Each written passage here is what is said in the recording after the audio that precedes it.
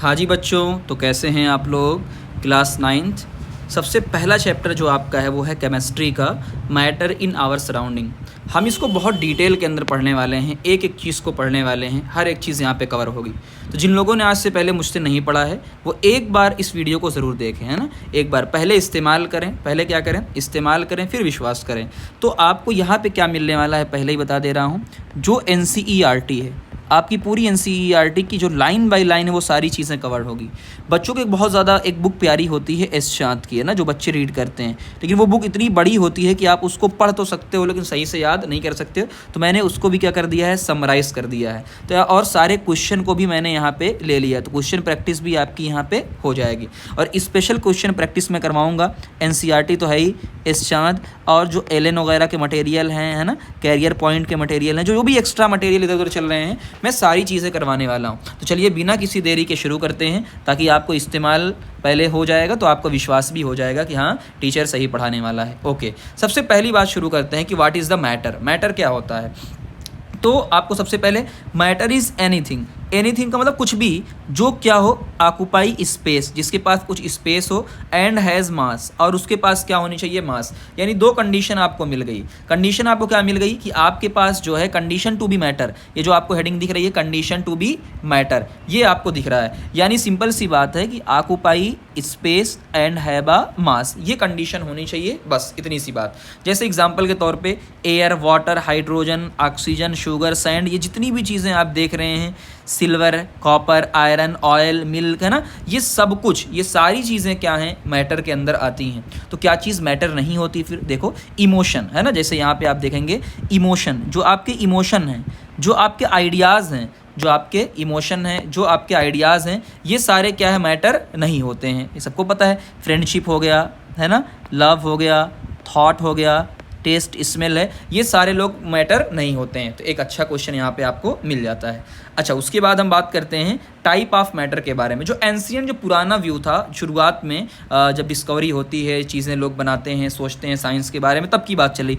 Ancient Indian philosopher believed everything is made, वो मानते थे, है ना, 5 एलिमेंट यानी पंच तत्व। जिन लोगों को पता होगा उनको अच्छे से, ये पंच तत्व होते हैं ना, जो ये देखो ये पंच तत्व है ना, शक्तिमान को देखा होगा ना, शक्तिमान, है ना, अग्नि जो भी है। तो यहाँ पे आपको एयर, अर्थ यानी वायु, है ना, पृथ्वी, अग्नि, आकाश, जल, ये 5 चीज़ें जो शक्तिमान जिससे मिलकर बना होता था, तो ये माना जाता था।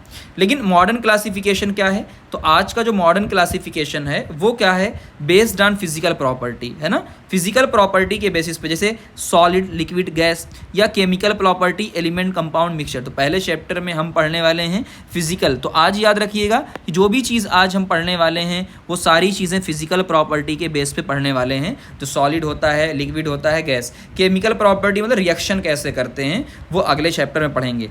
तो matter is made up of particle. अच्छा, अब ये इंपॉर्टेंट चीज़ आ गई है, हमने मैटर के बारे में पढ़ लिया कि मैटर क्या होता है ना। अब आते हैं सेकंड चीज़ के बारे कि मैटर मिलकर किससे बना है। तो matter is made up of particle. तो मैटर पार्टिकल से मिलकर बना है। बहुत छोटे छोटे पार्टिकल हैं, वेरी स्मॉल होते हैं। जैसे एग्जांपल बताया गया है, अ स्मॉल रेन ड्रॉप, है ना, 10 की पावर 21, एक छोटी बूंद जो आप देखते हो पानी की, वो 10 की पावर 21 पार्टिकल ऑफ वाटर से मिलकर बनी है। यानी 10 into 10 into 10 into 10 into 10 into 10 ऐसे करते जाओ 21 बार, इतने पार्टिकल से मिलकर बनी है ना। तो आप अगर एक बार कोई मुझे बता सकता है इसे कितना कहेंगे, है ना, तो कमेंट में आप बताइएगा। जैसे मैंने लिखा 10 की पावर 21 का मतलब क्या होता है, 10 इंटू 10 यानी 1 2 0 2 3 4 5, ऐसे टोटल मिलकर कितने ज़ीरो हैं, 21। तो आप बताइएगा क्या होगा, इकाई, दहाई, 100, 10, 1000, किलो, जो भी चीज़ें होती हैं। तो अगर कमेंट में आप लिख पाइएगा तो बताइएगा, उम्मीद नहीं है कि आप लिख पाएंगे। ओके, अब बात करते हैं evidence for particle in matter, कि क्या सच में पार्टिकल से मिलकर बने हैं कि नहीं बने हैं, इनके क्या क्या एविडेंस हैं। तो सबसे पहला जो एविडेंस आता है वो आता है, most evidence come from diffusion, है ना, किससे मिल आता है, डिफ्यूज़न से। और एक आता है ब्राउनियन मोशन। तो कई बार ऐसा होता है कि ब्राउनियन मोशन हमारे सिलेबस में नहीं होता है, तो मैं इसे कट लगा देता हूँ, बट हम पढ़ेंगे ज़रूर, है ना, ब्राउनियन मोशन को, क्योंकि है कई जगह दिया होता है, तो आपको सारी चीज़ें पता होनी चाहिए, ठीक है ना। तो ब्राउनियन मोशन से आपको यहाँ पता चलेगा, और डिफ्यूज़न से। तो डिफ्यूज़न क्या होता है, देखो डिफ्यूज़न का मतलब the movement of particle. Particle क्या करता है, मूवमेंट करता है, मूव करता है from one substance into another, है ना, ऑन देयर ओन, यानी खुद से मूव करता है, एंड मिक्सिंग यूनिफॉर्मली, है ना। तो जैसे फॉर एग्जांपल के तौर में मैं आपसे बात करूं कि मैंने जैसे ये एक बीकर मैंने लिया, है ना, दो चीज़ें हैं यहाँ पे, यहाँ एयर या कोई भी चीज़ है। तो जब आपकी चीज़, एक चीज़ मान लो यहाँ गैस, अभी हम एग्जांपल लेंगे, ये मूव कर रहा है नीचे की तरफ, तो दोनों क्या हो जा रहे हैं, आपस में मिक्स हो जा रहे हैं, खुद से मूव कर रहे हैं। तो ये इंपॉर्टेंट चीज़ आपको ये ध्यान देना है कि ये लोग खुद से खुद से मूव करते हैं। तो ये बात बहुत इंपॉर्टेंट है ना। तो इन बात की तरफ ध्यान देना है कि ये बात सबसे इंपॉर्टेंट है कि ये लोग खुद से, है ना, ये है ना। यहाँ इंपॉर्टेंट बात क्या है, सबसे फिर से एक बार बताता हूँ, डिफ्यूज़न बहुत इंपॉर्टेंट है, अलग से हमको इसको पढ़ना है ना।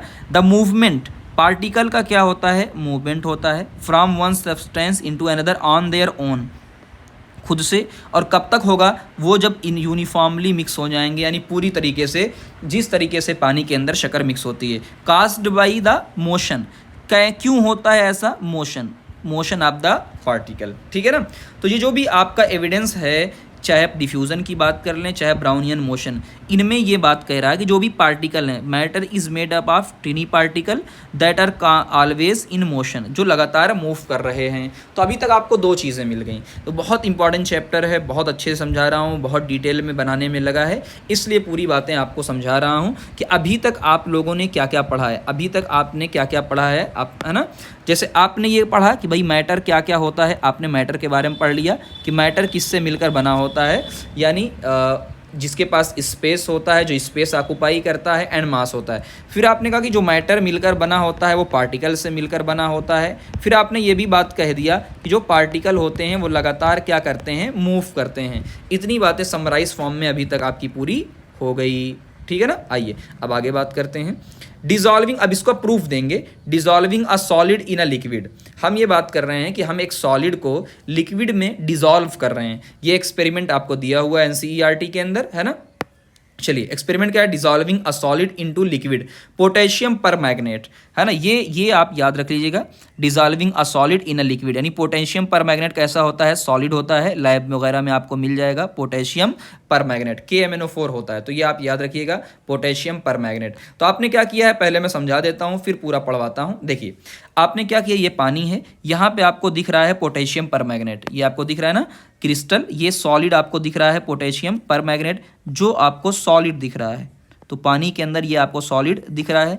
जब ये पानी के अंदर जाएगा तो ये पर्पल कलर का है ना, क्रिस्टल इन वाटर, क्रिस्टल है, अभी सॉलिड है। जब ये जा रहा है तो स्प्रेड अपवर्ड, ये पूरा का पूरा क्या हो जा रहा है, पर्पल कलर, है ना, ये पर्पल कलर का है। तो जो पर्पल कलर है वो पूरा का पूरा क्या है, ऊपर की तरफ पूरा फैल जा रहा है, और पूरा वाटर ही क्या हो जा रहा है, पर्पल कलर का हो जा रहा है। अब ये समझिएगा, है ना, ये एक्सपेरिमेंट इंपॉर्टेंट है। आपने क्या किया, पोटेशियम पर मैग्नेट इज अ पल्पर, है ना, पर्पल, ठीक ना, तो पोटेशियम पर मैग्नेट पर्पल कलर का था, and dissolve in water on its own, तो खुद से डिजॉल्व कर रहे हैं हम, ऐसा नहीं कि चम्मच लेके उसको घोल रहे हैं, वरना हम, तो मैंने पहले ही बताया था कि डिफ्यूजन का मतलब खुद से होना, ठीक है। जो ये कलर होता है स्प्रेड, जो कलर फैल रहा है यूनिफॉर्मली फैल रहा है, ऐसा नहीं कि कहीं कम कहीं ज़्यादा। देखो पूरा का पूरा जो लास्ट वाला बीकर है इसमें देखो पूरा का पूरा एकदम पूरा यूनिफॉर्मली, तो ये पूरा क्या है, ऑल द वाटर, यहाँ पे लिखे ना ऑल, तो ऑल का मतलब क्या होता है, यूनिफॉर्मली फैल चुका है। दिस शो, तो ये क्या शो करता है कि water and potassium permanganate are made up of particle, तो ये दोनों लोग पार्टिकल से मिलकर बने हैं। पार्टिकल मोशन में होते हैं, तभी तो मोशन में, ये आपने इसको रखा था कहाँ, नीचे, और ये टूट कर पूरा का पूरा बिखर चुका है, तो डिफ्यूजन, है ना, तो डिफ्यूजन ऑकर। तो यहाँ पे तीसरी चीज़ आपको क्या पता चलेगी, यहाँ पे डिफ्यूजन हुआ है ना, मूवमेंट हुआ है, particle mix without external force, तो हमने नहीं फोर्स लगाया था, खुद से हो गया। तो ये बहुत अच्छा एक्सपेरिमेंट है, तो इस एक्सपेरिमेंट से आप बता सकते हैं। दूसरा, शुगर डिजॉल्विंग इन अ वाटर, ऐसा ये तो हमारे घरों में होता है कि शुगर हम डिजॉल्व करते हैं, मिक्स कर देते हैं, यानी चम्मच से घोल देते हैं, तो ऑल द शुगर डिजॉल्व, जितनी शुगर होती है वो क्या हो जाती है, डिजॉल्व। इसको भी देखते हैं।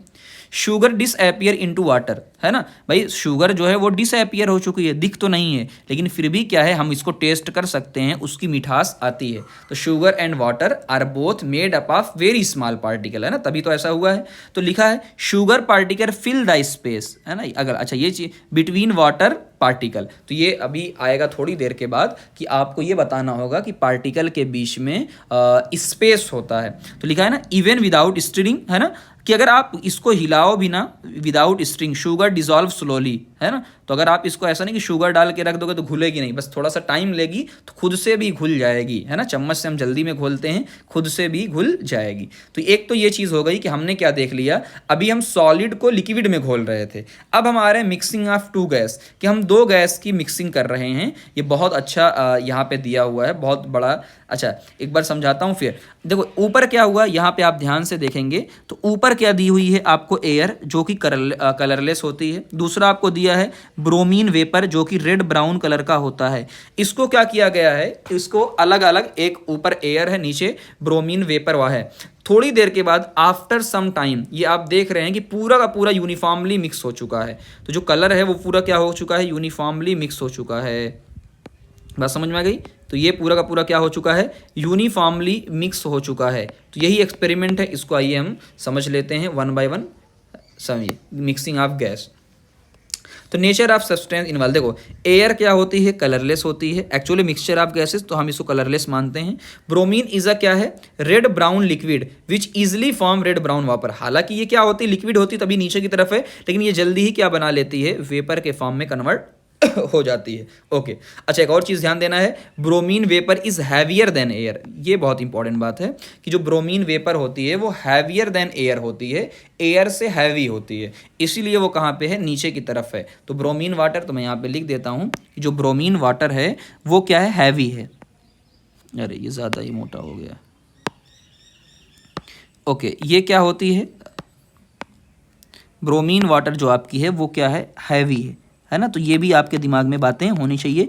स्टेप बाय स्टेप सारी चीज़ें आप कॉन्सेप्चुअल पढ़ोगे तो आपको कभी किसी भी सब्जेक्ट में प्रॉब्लम नहीं होगी, है ना। इसके बाद आपको मोशन चैप्टर भी पूरा का पूरा पढ़ाऊंगा फिर से मैं, ठीक। द एक्सपेरिमेंटल सेटअप, तो एक्सपेरिमेंटल सेटअप क्या है आपका पूरा का पूरा, a gas jar is filled with air, है ना, ऊपर की तरफ क्या है, एयर है, और नीचे की तरफ क्या है, ब्रोमीन वाटर, ठीक है ना। तो initially the two gases are separate, तो शुरू में क्या है, दोनों गैसेज अलग हैं। ब्रोमीन क्या है, पहले बताया हैवी है, तो हैवी होगी तो कहाँ होगी, नीचे।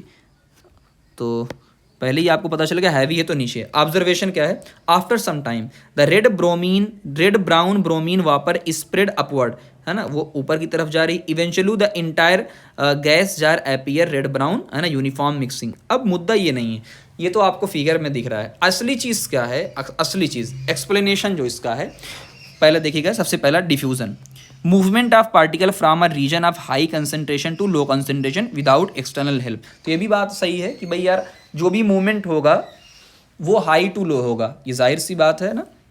आगे अब एक चीज़ है, the bromine particle and air particle are made up of tiny moving particle. ये भी बात सही है, मिक्स तभी हो रहे हैं जब दोनों क्या है, मूविंग पार्टिकल है। तो बार बार ये वर्ड आ रहा है कि दोनों पार्टिकल कैसे मूविंग। अच्छा एक चीज़, ये सबसे इंपॉर्टेंट पॉइंट हमारे लिए ये वाला है, यहाँ पे क्वेश्चन बहुत इंपॉर्टेंट बनता है कि एक तो ब्रोमीन वाटर हैवी है, तो जो भी हैवी चीज़ें होती हैं तो वो हमेशा कहाँ होती हैं, नीचे की तरफ होती हैं, लेकिन फिर भी मिक्स हो रहा है, ऐसा क्यों है। तो ये बहुत वीआईपी पॉइंट है, जहाँ मैंने स्टार लगाया है, उसका रीज़न समझिएगा। Despite bromine vapour being heavier it move upward, ये बात सही है कि ब्रोमीन वाटर हैवी है फिर भी वो ऊपर की तरफ मूव कर रही है। इसका क्या रीज़न है, इसका क्या रीज़न है, तो लिखा है it's particle having high speed. तो ये बहुत इंपॉर्टेंट चीज़ है, भले ही हैवी है उसके पार्टिकल के अंदर बहुत हाई स्पीड है और काइनेटिक एनर्जी क्या है, ज़्यादा। तो particle collide and bounce in all direction, तो पार्टिकल टकराते हैं, बाउंस होते हैं और सभी डायरेक्शन में जाते हैं। तो आपको अगर ये पूछा जाए कि ऐसा क्यों होता है, तो आप यही बताएंगे कि जो पार्टिकल होता है ब्रोमीन वाटर की, उसकी काइनेटिक एनर्जी ज़्यादा है, उसकी स्पीड ज़्यादा है, इसलिए वो ग्रेविटी जो नीचे की तरफ खींच रही है उसके बावजूद भी वो ऊपर की तरफ चला जाता है। ओके तो ये तो था डिफ्यूज़न। अब हम बात करते हैं ब्राउनियन मोशन। तो एक छोटी सी, बहुत ज़्यादा बात नहीं समझाऊंगा ब्राउनियन मोशन का। ब्राउनियन मोशन का सबसे पहली बात ये है, पॉलन ग्रेन इन वाटर, ये आपको दिख रहा है ना, पॉलन ग्रेन और वाटर। तो अब रॉबर्ट ब्राउन साइंटिस्ट का नाम था, तो यहाँ कई बार MCQ आ जाता है कि ब्राउनियन मोशन की डिस्कवरी किसने की थी। ऑब्जर्वेशन क्या है कि pollen grain in water move rapidly in a zigzag, है ना। तो एक चीज़ खाली आपको ध्यान देना है कि ब्राउनियन मोशन का मतलब क्या है, जिगजैग या इर्रेगुलर मोशन, है ना, कि कभी इधर, जैसे कि आप फिगर में देख रहे हैं कि ये जो डायरेक्शन दे रहा है पॉलन ग्रेन की डायरेक्शन दे रहा है ना, पूरा नीला नीला, कभी इधर कभी उधर, तो जिगजैग मोशन होता है। ये क्यों होता है? This movement is due to the invisible fast moving water molecule. जब फास्ट मूविंग वाटर मॉलिक्यूल इसको हिट करते हैं, वाटर मॉलिक्यूल जब इसको हिट करते हैं तब ऐसा होता है। अच्छा, इफेक्ट ऑफ टेम्परेचर की बात करते हैं, है ना, कि मान लीजिए जो पानी था, पानी वार्मर एयर, तो पानी था वो कैसा था, वार्म था, पानी था गर्म, तो उसके अंदर क्या होगा, जाहिर सी बात एनर्जी ज़्यादा होगी, तो मूवमेंट क्या होगा, फास्टर होगा, ठीक है ना। तो रैंडम मोशन को ही क्या बोलते हैं। अच्छा, एक्सप्लेनेशन क्या है ब्राउनियन मोशन का, देखिए वाटर क्या है, एक टीनी फास्ट मूविंग पार्टिकल है या मॉलिक्यूल है, सही बात है। दिस पार्टिकल कोलाइड कंटिन्यूअसली, ये पानी के मॉलिक्यूल जो आपको लाल लाल दिख रहे हैं, पानी के मॉलिक्यूल, है ना, लाल लाल, ये लगातार इससे टकराते हैं। तो लगातार इससे टकराते हैं तो पॉलन ग्रेन बहुत छोटा होता है, बहुत ज़्यादा छोटा, तो रैंडम मोशन इसकी वजह से होता है। बात समझ में आई ना। अच्छा, और कहाँ कहाँ देख सकते हैं हम Brownian motion seen when a beam of sunlight, जब भी बीम ऑफ सनलाइट इंटर होती है ना, जो अगले चैप्टर में आप लोग पढ़ने वाले हैं, तो यहाँ पे कमरे के अंदर आपने कभी भी देखा होगा बीम ऑफ सनलाइट होती है जो आती है रोशनी, है ना। ये दूसरी चीज़ क्या होती है, dust particle move due to the collision with the air molecule. तो जो भी डस्ट मॉलिक्यूल होते हैं वो भी कोलिजन करते हैं तो आपको दिखता है, और अगर टेम्परेचर बढ़ा देंगे तो मोशन बढ़ जाएगा। तो एक छोटी सी बात थी ब्राउनियन मोशन, हालांकि सिलेबस में नहीं है, फिर भी आपको हल्की सी जानकारी इसके बारे में होना चाहिए। तो कंक्लूजन क्या था पूरा, इस जो भी आपने अभी तक पढ़ा है, इन सारे एक्सपेरिमेंट का कंक्लूजन क्या था, कि दो ही कंक्लूजन है कि matter is made up of tiny particle, matter tiny particle से बनते हैं, और ये लगातार कॉन्स्टेंटली मूव कर रहे हैं, लगातार ये मूव कर रहे हैं। तो दो चीज़ें आपको पूरा एक्सपेरिमेंटल आपको पता चल चुकी, तो आपको रटना नहीं है, आपको चीज़ों को फील करना है, समझना है। अब आते हैं characteristic of particle of matter, आपका सेकेंड टॉपिक है, topic number 2, characteristic of particle of matter. इसको भी बहुत ध्यान से समझिएगा, रटिएगा मत। पहला कि पार्टिकल बहुत स्मॉल होते हैं, सही बात है कि पार्टिकल वेरी स्मॉल होते हैं। दूसरा आपसे कहा गया कि जो पार्टिकल होते हैं उनके बीच में स्पेस होता है, जगहें होती हैं। तीसरा आपसे कहा गया कि लगातार मूव करते हैं, अभी हमने देखा। और चौथा आपसे कहा जा रहा है कि पार्टिकल एक दूसरे को क्या करते हैं, अट्रैक्ट करते हैं। तो आइए इसको समझते हैं। सबसे पहला एक्सपेरिमेंट कि particle are very very small ठीक है ना, कि पार्टिकल बहुत क्या है, स्मॉल हैं, छोटे हैं। तो हम इसको कैसे बताएंगे, ऐसे बताएंगे कि देखो यहाँ पे आपको दिख रहा होगा स्टेप बाय स्टेप कि हम पहले स्टेप में क्या कर रहे हैं, डिजॉल्व 2 से 3 क्रिस्टल ऑफ पोटेशियम परमैंगनेट। ये आपको 100 ml दिया गया है ना, ये आपको ओके, तो ये आपको 100 ml आपको दिया गया है, 100 ml। तो आपने देखा कि 100 ml हमको दिया गया है, और यहाँ पे concentrated potassium permanganate solution, dissolve 2 से 3 क्रिस्टल, ज़्यादा नहीं, 2 से 3 क्रिस्टल आपको दिया गया है पूरा। आपने क्या किया, step 2, take 10 ml of this solution and add to 90 ml water. बात समझ में आई कि आपने क्या किया है, ये आपको 100 ml है, इसमें से 10 ml लिया है, और 10 ml में आपने 90 डाला, फिर उसका 10 ml लिया, फिर उसका 10 ml लिया, है ना। तो आपने क्या किया, फिर अगर मैं आपको अच्छे समझाऊँ पूरा, कि आपने देखो 100 ml कंसनट्रेट पूरा आपने पर्पल कलर लिया, भैया ना, पूरा पर्पल कलर है, ठीक। ये इसमें से आपने क्या किया है, 10 ml लिया, है ना। तो इसका मतलब आपने सिर्फ 10 ml लिया। इस 10 ml में आपने 90 ml क्या मिला दिया है, पानी। 90 ml क्या ऐड कर दिया है, पानी ऐड कर दिया है। तो आपको फिर भी देखा कि नहीं, कलर तो यार पर्पल है ना, कलर तो क्या है, पर्पल है अभी भी।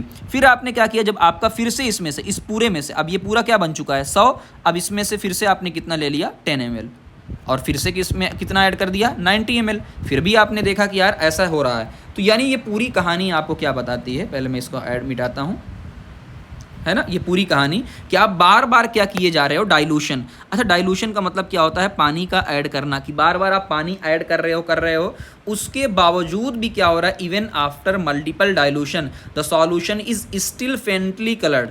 यानी आज भी सॉल्यूशन भले ही वो हल्का हो चुका है, देखो वेरी डाइल्यूट, है ना, यहाँ पे कंसनट्रेट था, यहाँ पे तो कलर कैसा हो चुका है, कलर जो आपको हो चुका है, तो यहाँ पे कलर आपको पर्पल दिख रहा था, तो यहाँ पे कलर क्या हो चुका है, फेंट, है ना। तो कलर तो है फेंट कलर, यानी हल्का कलर है, फेंटली, है ना, फेंटली कलर्ड, यानी कलर आज भी है, ऐसा नहीं कलर चला गया, कलर आज भी है।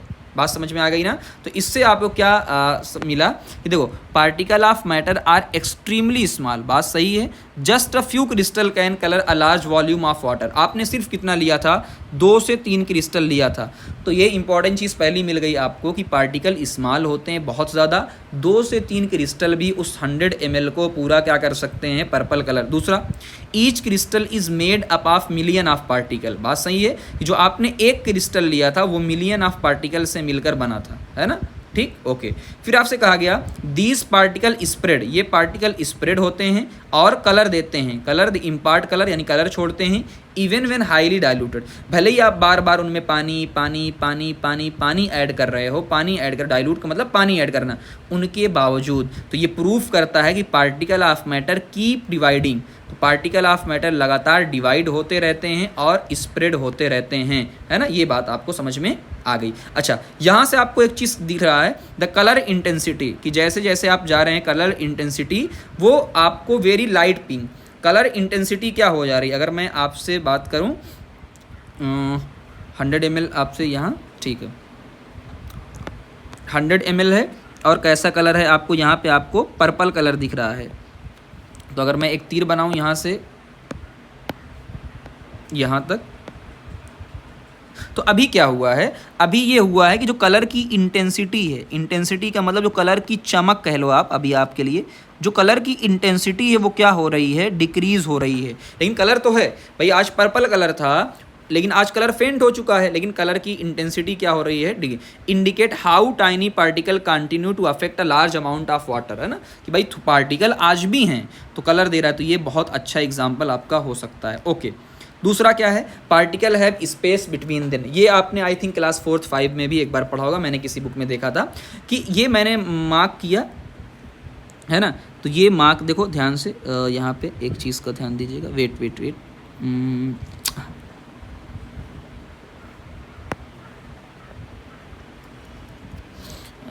वेट, यहाँ पे आप देखिएगा वाटर, यहाँ पे मार्क इन लोगों ने मार्क यहाँ पे ना, ये देखो, ये ध्यान से देखना, यहाँ पे क्या है मार्क, यहाँ पे मैंने मार्क कर दिया है और ये वाटर है और मैं इसमें शुगर मिलाता जा रहा हूँ, तो मार्क वहीं पर है, मार्क वहीं पे है, यानी मैंने शक्कर मिलाया, मैंने शक्कर मिलाया, मैंने शुगर मिलाया, उसके बावजूद भी पानी का जो लेवल था, जो मार्क था, जो आपने 50 ग्राम, जो भी एक मार्क था पानी का लेवल, है ना, मार्क का मतलब जो पानी का लेवल था, नो राइज इन लेवल, कोई लेवल में चेंज नहीं हुआ। तो आप क्या बताएंगे, तो देखो आपने क्या किया है, बीकर में वाटर है, शुगर को ऐड किया है, उसके बावजूद भी no rise in water, no rise, कोई भी लेवल में राइज नहीं हुआ है। तो इसका मतलब ये हुआ है कि भाई राइज नहीं हुआ है फिर भी शक्कर अंदर चली गई है, इसका मतलब ये है कि अंदर जगह थी। अगर अंदर जगह ना होती तो पानी का लेवल थोड़ा सा बढ़ जाता, जैसा कि बाल्टी के अंदर होता है, पानी एकदम भरा हुआ हो, एकदम भरा हुआ हो पानी, और आप कोई चीज़ ऐड करो, है ना, मग्गा डालो तो पानी गिर जाता है।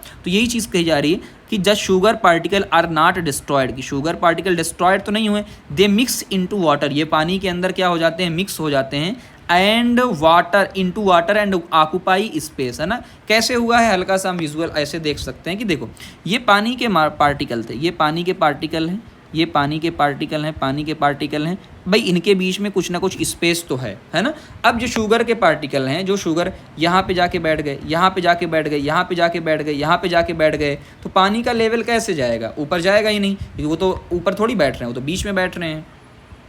सिमिलर आप देख सकते हैं experiment, similar to how pebble can be placed in a container already filled with sand, है ना, कि जब सैंड होता है, sand sugar particle settle in the, कि बहुत सारे पेबल्स, पेबल्स का मतलब क्या है, एक आप डब्बा लीजिए, है ना, आप घर पे कर सकते हैं, एक डब्बा लीजिए, उसमें पत्थर डालिए, है ना, छोटे छोटे पत्थर डालिए, उसमें उसके बाद सैंड, शुगर, ये सारी चीज़ें डालिए, तब भी कोई लेवल नहीं बढ़ेगा, उसमें जाएगा कि उनके बीच में क्या होती है, जगह। तो एक चीज़ आप ये बता सकते हो एक्सपेरिमेंट के थ्रू। तीसरा, पार्टिकल आर कॉन्स्टेंटली मूविंग, कि लगातार पार्टिकल क्या हो रहे हैं, मूव कर रहे हैं। अभी तक हालांकि हमने पढ़ लिया है ब्राउनियन मोशन वगैरह, तो एविडेंस कहाँ से मिलेगा आपको, डिफ्यूज़न, तो आप तो यार डिफ्यूज़न वाला दे दीजिए, ब्राउनियन वाला, या और क्या दे सकते हैं, देखिए बर्निंग इंसेंस स्टिक, यानी अगरबत्ती को जब आप जलाते हो, है ना, तो पूरे रूम के अंदर उसकी खुशबू फैल जाती है। आप तो घर के एक कोने में जलाते हो, लेकिन पूरी की पूरी खुशबू फैल जाती है। तो ये खुद बता रहा है कि जो पार्टिकल हैं वो लगातार सभी डायरेक्शन में क्या कर रहे हैं, मूव कर रहे हैं, तभी तो क्या हो रहा है, हम तक खुशबू बैठ गई। दूसरा, कॉपर सल्फेट का सॉल्यूशन। Copper sulphate, when copper sulphate crystal added the blue colour. अच्छा, ये चीज़ आप याद रखिएगा, है ना। कॉपर सल्फेट का कलर कैसा होता है, ब्लू कलर का होता है ना। और इसका फार्मूला क्या होगा, यहाँ पे मैं लिख देता हूँ। कॉपर सल्फेट का Cu कॉपर SO4, है ना। कॉपर सल्फेट कौन सा कलर आता है, आप दिख भी रहा है, कॉपर सल्फेट का ब्लू कलर आता है। बात समझ में आ गई ना, इसलिए। अच्छा, एक चीज़ और, जहाँ कहीं भी, अच्छा डिफ्यूज़न हो गया, जहाँ कहीं भी हीटर, याद करो हीटिंग होगी, कहीं भी याद रखिएगा, जब भी टेम्परेचर बढ़ाएंगे, हीट बढ़ाएंगे, तो उससे क्या होगा, रेट ऑफ डिफ्यूज़न क्या होगा, ज़्यादा हो जाएगा, यानी वो जल्दी मिक्स हो जाएंगे। अगली चीज़, 3 चीज़ हो गई। चौथा, पार्टिकल अट्रैक्ट ईच अदर, कि पार्टिकल क्या करते हैं, एक दूसरे को अट्रैक्ट करते हैं। आप फिजिक्स में जाएंगे तो न्यूटन लॉ ऑफ ग्रेविटेशन के अंदर ये आपको मिलेगा, न्यूटन साहब ने। अगला, कोहेसन। अच्छा, पार्टिकल इसे बोला जाता है फोर्स ऑफ अट्रैक्शन, है ना। तो एक वर्ड आता है कई बार, एडहेसन और cohesion. Cohesion is the force of attraction between particle of same substance. तो याद रखिएगा, है ना। तो अगर सेम सब्सटेंस है, लकड़ी लकड़ी है, लोहा लोहा है ना, पेपर पेपर है, हवा हवा है, जब दो सेम चीज़ों में क्या होगा, फोर्स ऑफ अट्रैक्शन लगेगा, उसे कोहेसन बोला जाता है। दो अलग चीज़ों में लगेगा तो उसे क्या बोल जाएगा, एडहेशन। इसीलिए आप देखो, है ना, तो जो फेविकोल वगैरह होता है, जहाँ तक मुझे याद है, उस पर लिखा होता है कोहेसिव फोर्स, कोहेसिव, है ना। ये फेविकोल क्या करता है, लकड़ी लकड़ी को आपस में जोड़ता है ना। कई बार वहाँ अगर एडहेसिव लिखा है तो समझ जाओ कोई एडहेसिव का मतलब जो अलग अलग चीज़ों को जोड़ने का काम करता है। अच्छा, the strength of this force. अब ये जो फोर्स है वो अलग अलग होगा। सॉलिड में क्या होगा, ज़्यादा, तो स्ट्रॉन्गेस्ट इन द सॉलिड, सबसे ज़्यादा किस में होगा, सॉलिड के अंदर होगा। उसके बाद तो यहाँ आप इस तरीके से लिख सकते हैं इसको, कि ये जो फोर्स होगा वो सॉलिड में सबसे ज़्यादा होगा, उसके बाद लिक्विड में, और गैस में तो एकदम ना के बराबर होगा। बात समझ में आ गई, ओके। एग्जाम्पल समझते हैं इसको। देखो लिखा है, चाक ब्रेक इजली, है ना। चाक बहुत आसानी से टूट जाता है, इसका मतलब इनके बीच में फोर्स ऑफ अट्रैक्शन क्या है ना, बहुत कम है। ठीक। अच्छा, कैसे आपको पता चलेगा, जाहिर सी बात है, अगर ये दोनों लोगों में, है ना, weak force chalk break easily, force of attraction strong force, ये आपको फिगर दिख रहा है। तो मेरा कहने का ये मतलब सिंपल सा है कि दो लोग अगर आपस में अट्रैक्शन का फोर्स लगा रहे हैं, आपस में जुड़े हुए हैं, एकदम आपस में क्या है, अट्रैक्शन का फोर्स लगा रहे हैं, जुड़े हुए हैं, तो आप उनको तोड़ नहीं सकते हैं। तो इसका मतलब यही सिंपल सा है, जो चीज़ें टूट जाती हैं उनके अंदर फोर्स क्या होता है, कम। जैसे यहाँ पे लिखो, है ना, आइस नीड मोर फोर्स, तो उसके अंदर मॉडरेट है। आयरन नेल, है ना, वो नहीं टूटता है, मतलब very strong force of attraction है। Air allow easy movement of hand, almost no attraction, है ना, air. Water allow hand movement with some resistance, यानी लो अट्रैक्शन है। Wood resist hand movement completely, यानी स्ट्रॉन्ग। तो सिंपल सी बात होती है। तो आप इसको एयर वाले को याद रखिएगा, ये स्टेटमेंट, और वाटर वाले का। ठीक, यहाँ तक बात हो गई। अब यहाँ पे देखो, जो आपका एनसीईआरटी का क्वेश्चन है पहला, which of the following are the matter, कौन कौन मैटर होते हैं, कौन कौन मैटर नहीं होते हैं। तो आप सबको पता होता है कि जो भी यहाँ पे दिया हुआ है, नॉट मैटर, यानी लव है, स्मेल है, हेट है, कोल्ड, ये सारी चीज़ें, तो यहाँ पे स्मेल आपको दिया हुआ है, तो स्मेल एक मैटर नहीं होता है। फिर आपसे कहा गया है, गिव रीज़न, है ना, क्या, why can you smell hot food from far away but not cold food. तो क्लियरली आपको बताया था कि hot food give off more smell and heat make them move. अब हॉट का मतलब क्या है, कि उसके अंदर हीट है, और हीट उसको ज़्यादा तेज़ी के साथ मूव करवाएगा, बस इतनी सी बात है, और कुछ नहीं दिमाग लगाना था। This particle spread out quickly in the air so we can smell it from the far. Simple बात है, हॉट फूड का मतलब ये होता है, वो पार्टिकल तो लगातार मूव करते हैं। अब हॉट फूड का मतलब क्या है, उसके अंदर एनर्जी ज़्यादा है, तो ज़्यादा मूव करेगा। ओके। अब बात दूसरी चीज़ क्या है दिया, what property of matter does the diver in water show, है ना। तो डाइवर इन वाटर शो, तो ये एक अच्छा क्वेश्चन है। तो इन पे भी आप, इन दोनों, बल्कि क्वेश्चन नंबर आप 2 और 3, है ना, ये आने के चांसेस ज़्यादा होते हैं यहाँ पे। ठीक। अब जाहिर सी बात है, डाइवर क्या करता है, डाइवर यानी जो पानी, तो this show the particle of matter have space between them, है ना। क्योंकि अगर हम वाटर के बीच में से गुजर जा रहे हैं, पानी को इधर उधर करके गुजर जा रहे हैं, इसका मतलब उनके बीच में क्या है, स्पेस, तभी तो हम वहाँ से गुजर जा रहे हैं।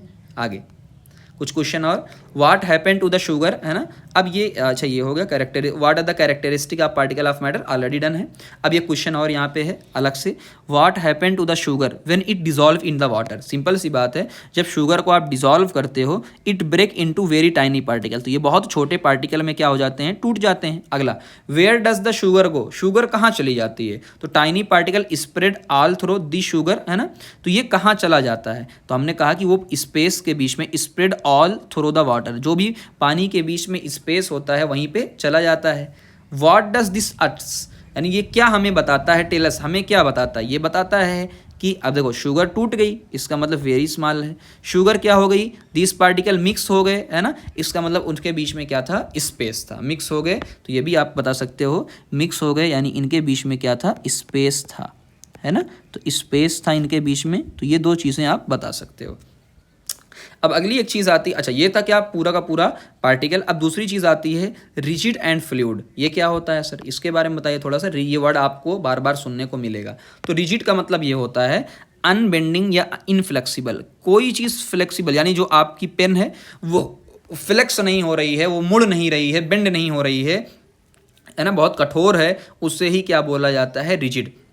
और ये क्या बोला जाएगा, सॉलिड। तो सॉलिड जितने भी चीज़ें सॉलिड होती हैं वो रिजिड होती हैं, अगर आप उनको बेंड करोगे तो वो टूट सकती हैं। दे कीप देयर शेप, तो इसका मतलब क्या, वो अपने शेप को मेंटेन करना चाहती हैं, भले ही आप उन पर दबाव डालो, फोर्स लगाओ। अच्छा दूसरी चीज़, solid do not need a container. अच्छा ये भी बिल्कुल बात सही बात है कि सॉलिड को रखने के लिए कोई कंटेनर नहीं चाहिए। मतलब क्या है भाई, आप कोई भी सॉलिड चीज़ कहीं भी रख सकते हो, ऐसा नहीं कि जैसे पानी, ये पानी है तो पानी को रखने के लिए आपको किसी कंटेनर में रखना पड़ेगा। बात समझ में आ गई। चलिए तो सॉलिड की बात पहले करते हैं। सॉलिड क्या है, सॉलिड आर रिजिड, सही बात है, सॉलिड क्या होता है, रिजिड होता है।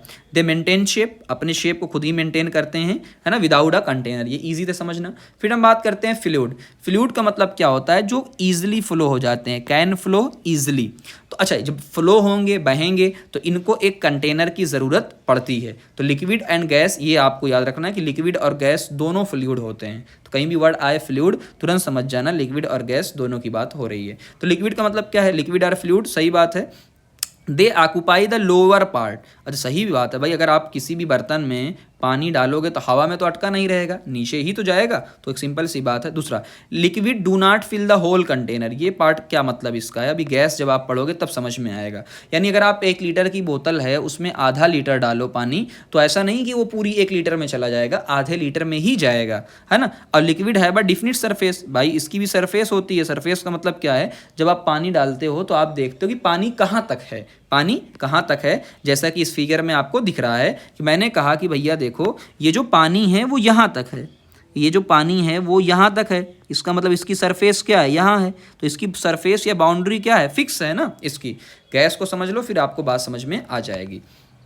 गैस क्या है, gas are also fire fluid, gas fill the whole container, है ना, gas fill the whole container. Whole container ये पार्ट सबसे इंपॉर्टेंट है, यानी गैस को आप चाहे छोटे में रखो चाहे बड़े में, एक कमरे में रख दो तो गैस पूरे में फैल जाती है ना, भाई गैस है तो कहते हैं ना गैस फैल गई, तो गैस निकल रही है, यहाँ जा रही वहाँ जा रही, महक आ रही है, तो इसका मतलब वो पूरे कंटेनर को फिल कर देगी। Day do not have a fix shape, सही बात है, अगर ये सबको भर देगी तो पूरा इसका फिक्स शेप है ही नहीं, do not have a fixed shape, कुछ भी नहीं है इसका। Gas must be kept in air tight container. अच्छा एयर टाइट कंटेनर का मतलब क्या है, अगर आज गैस को आपने एक बोतल में भरा हुआ है, बैलून में भरा हुआ है, और अगर एयर टाइट नहीं है, अच्छे से बंद नहीं है, तो गैस बाहर निकल जाएगी। बात समझ में आ गई ना। जैसे आपके घरों में एलपीजी गैस होती है, तो आइए इसको समझते हैं एक यहाँ पे। तो आपको ये भी दिख रहा है, liquid and gases are called fluid because they can flow, तो जाहिर सी बात है flow. The ability to flow, यानी एबिलिटी का मतलब जो उनकी ये क्षमता है उसे बोला जाता है फ्लूइडिटी, है ना। तो जैसा कि आप यहाँ पे देख सकते हैं पूरा 1 बाय 1 पूरा समरी चार्ट यहाँ पे, तो आपको पूरी चीज़ें दिख रही। इसका सॉलिड का शेप फिक्स होता है, जबकि ये क्या करते हैं, take shape of the bot container, तो जैसा कंटेनर होगा, यानी आज आपने कटोरे में डाला है तो कटोरा, भदेला में डाला है तो भदेला, भगोना में डाला है तो भगोना, कढ़ाई में डाला है तो कढ़ाई। और ये क्या करते हैं, take shape of entire container, है ना। ये देखो ये नीचे वाले हिस्से से शुरू होते हैं, ये इंटायर की बात कर रहा है। इसका वॉल्यूम फिक्स होता है सॉलिड का, बिल्कुल, ये भी वॉल्यूम इसका क्या होता है, फिक्स, लेकिन इसका फिक्स नहीं होता, ये पूरे कंटेनर को फिल कर लेता है। छोटे में रखोगे तो छोटे जैसा, बड़े में रखोगे तो बड़े जैसा। फ्लो, ये फ्लो नहीं कर पाता है, ये दोनों फ्लो कर ले जाते हैं। रिजिडिटी का मतलब क्या, ये रिजिड है, इनफ्लेक्सिबल है, जबकि पानी रिजिड नहीं होता है। और इसकी तो आप बात ही नहीं करोगे कि इनके पास कोई फ्री सरफेस होती ही नहीं, तो आप कैसे बताओगे कि रिजिड है कि नहीं है। सरफेस, इनके पास सरफेस होती है व सरफेस। यस, अगर एयर टाइट है, एयर टाइट का मतलब क्या है, पूरे तरीके से अगर बंद है, तब आप कह सकते हो कि हाँ ये फिक्स अमाउंट में है, ये सारी चीज़ें। कंटेनर की नीड सॉलिड को तो नहीं है, इसको तो है ही, है ना। ओनली बॉटम पार्ट, है ना, सिर्फ बॉटम पार्ट हमको चाहिए अगर भरना, हाँ पूरा भरना है तो अलग बात है, और ये इंटायर कंटेनर, बस इतनी सी बात।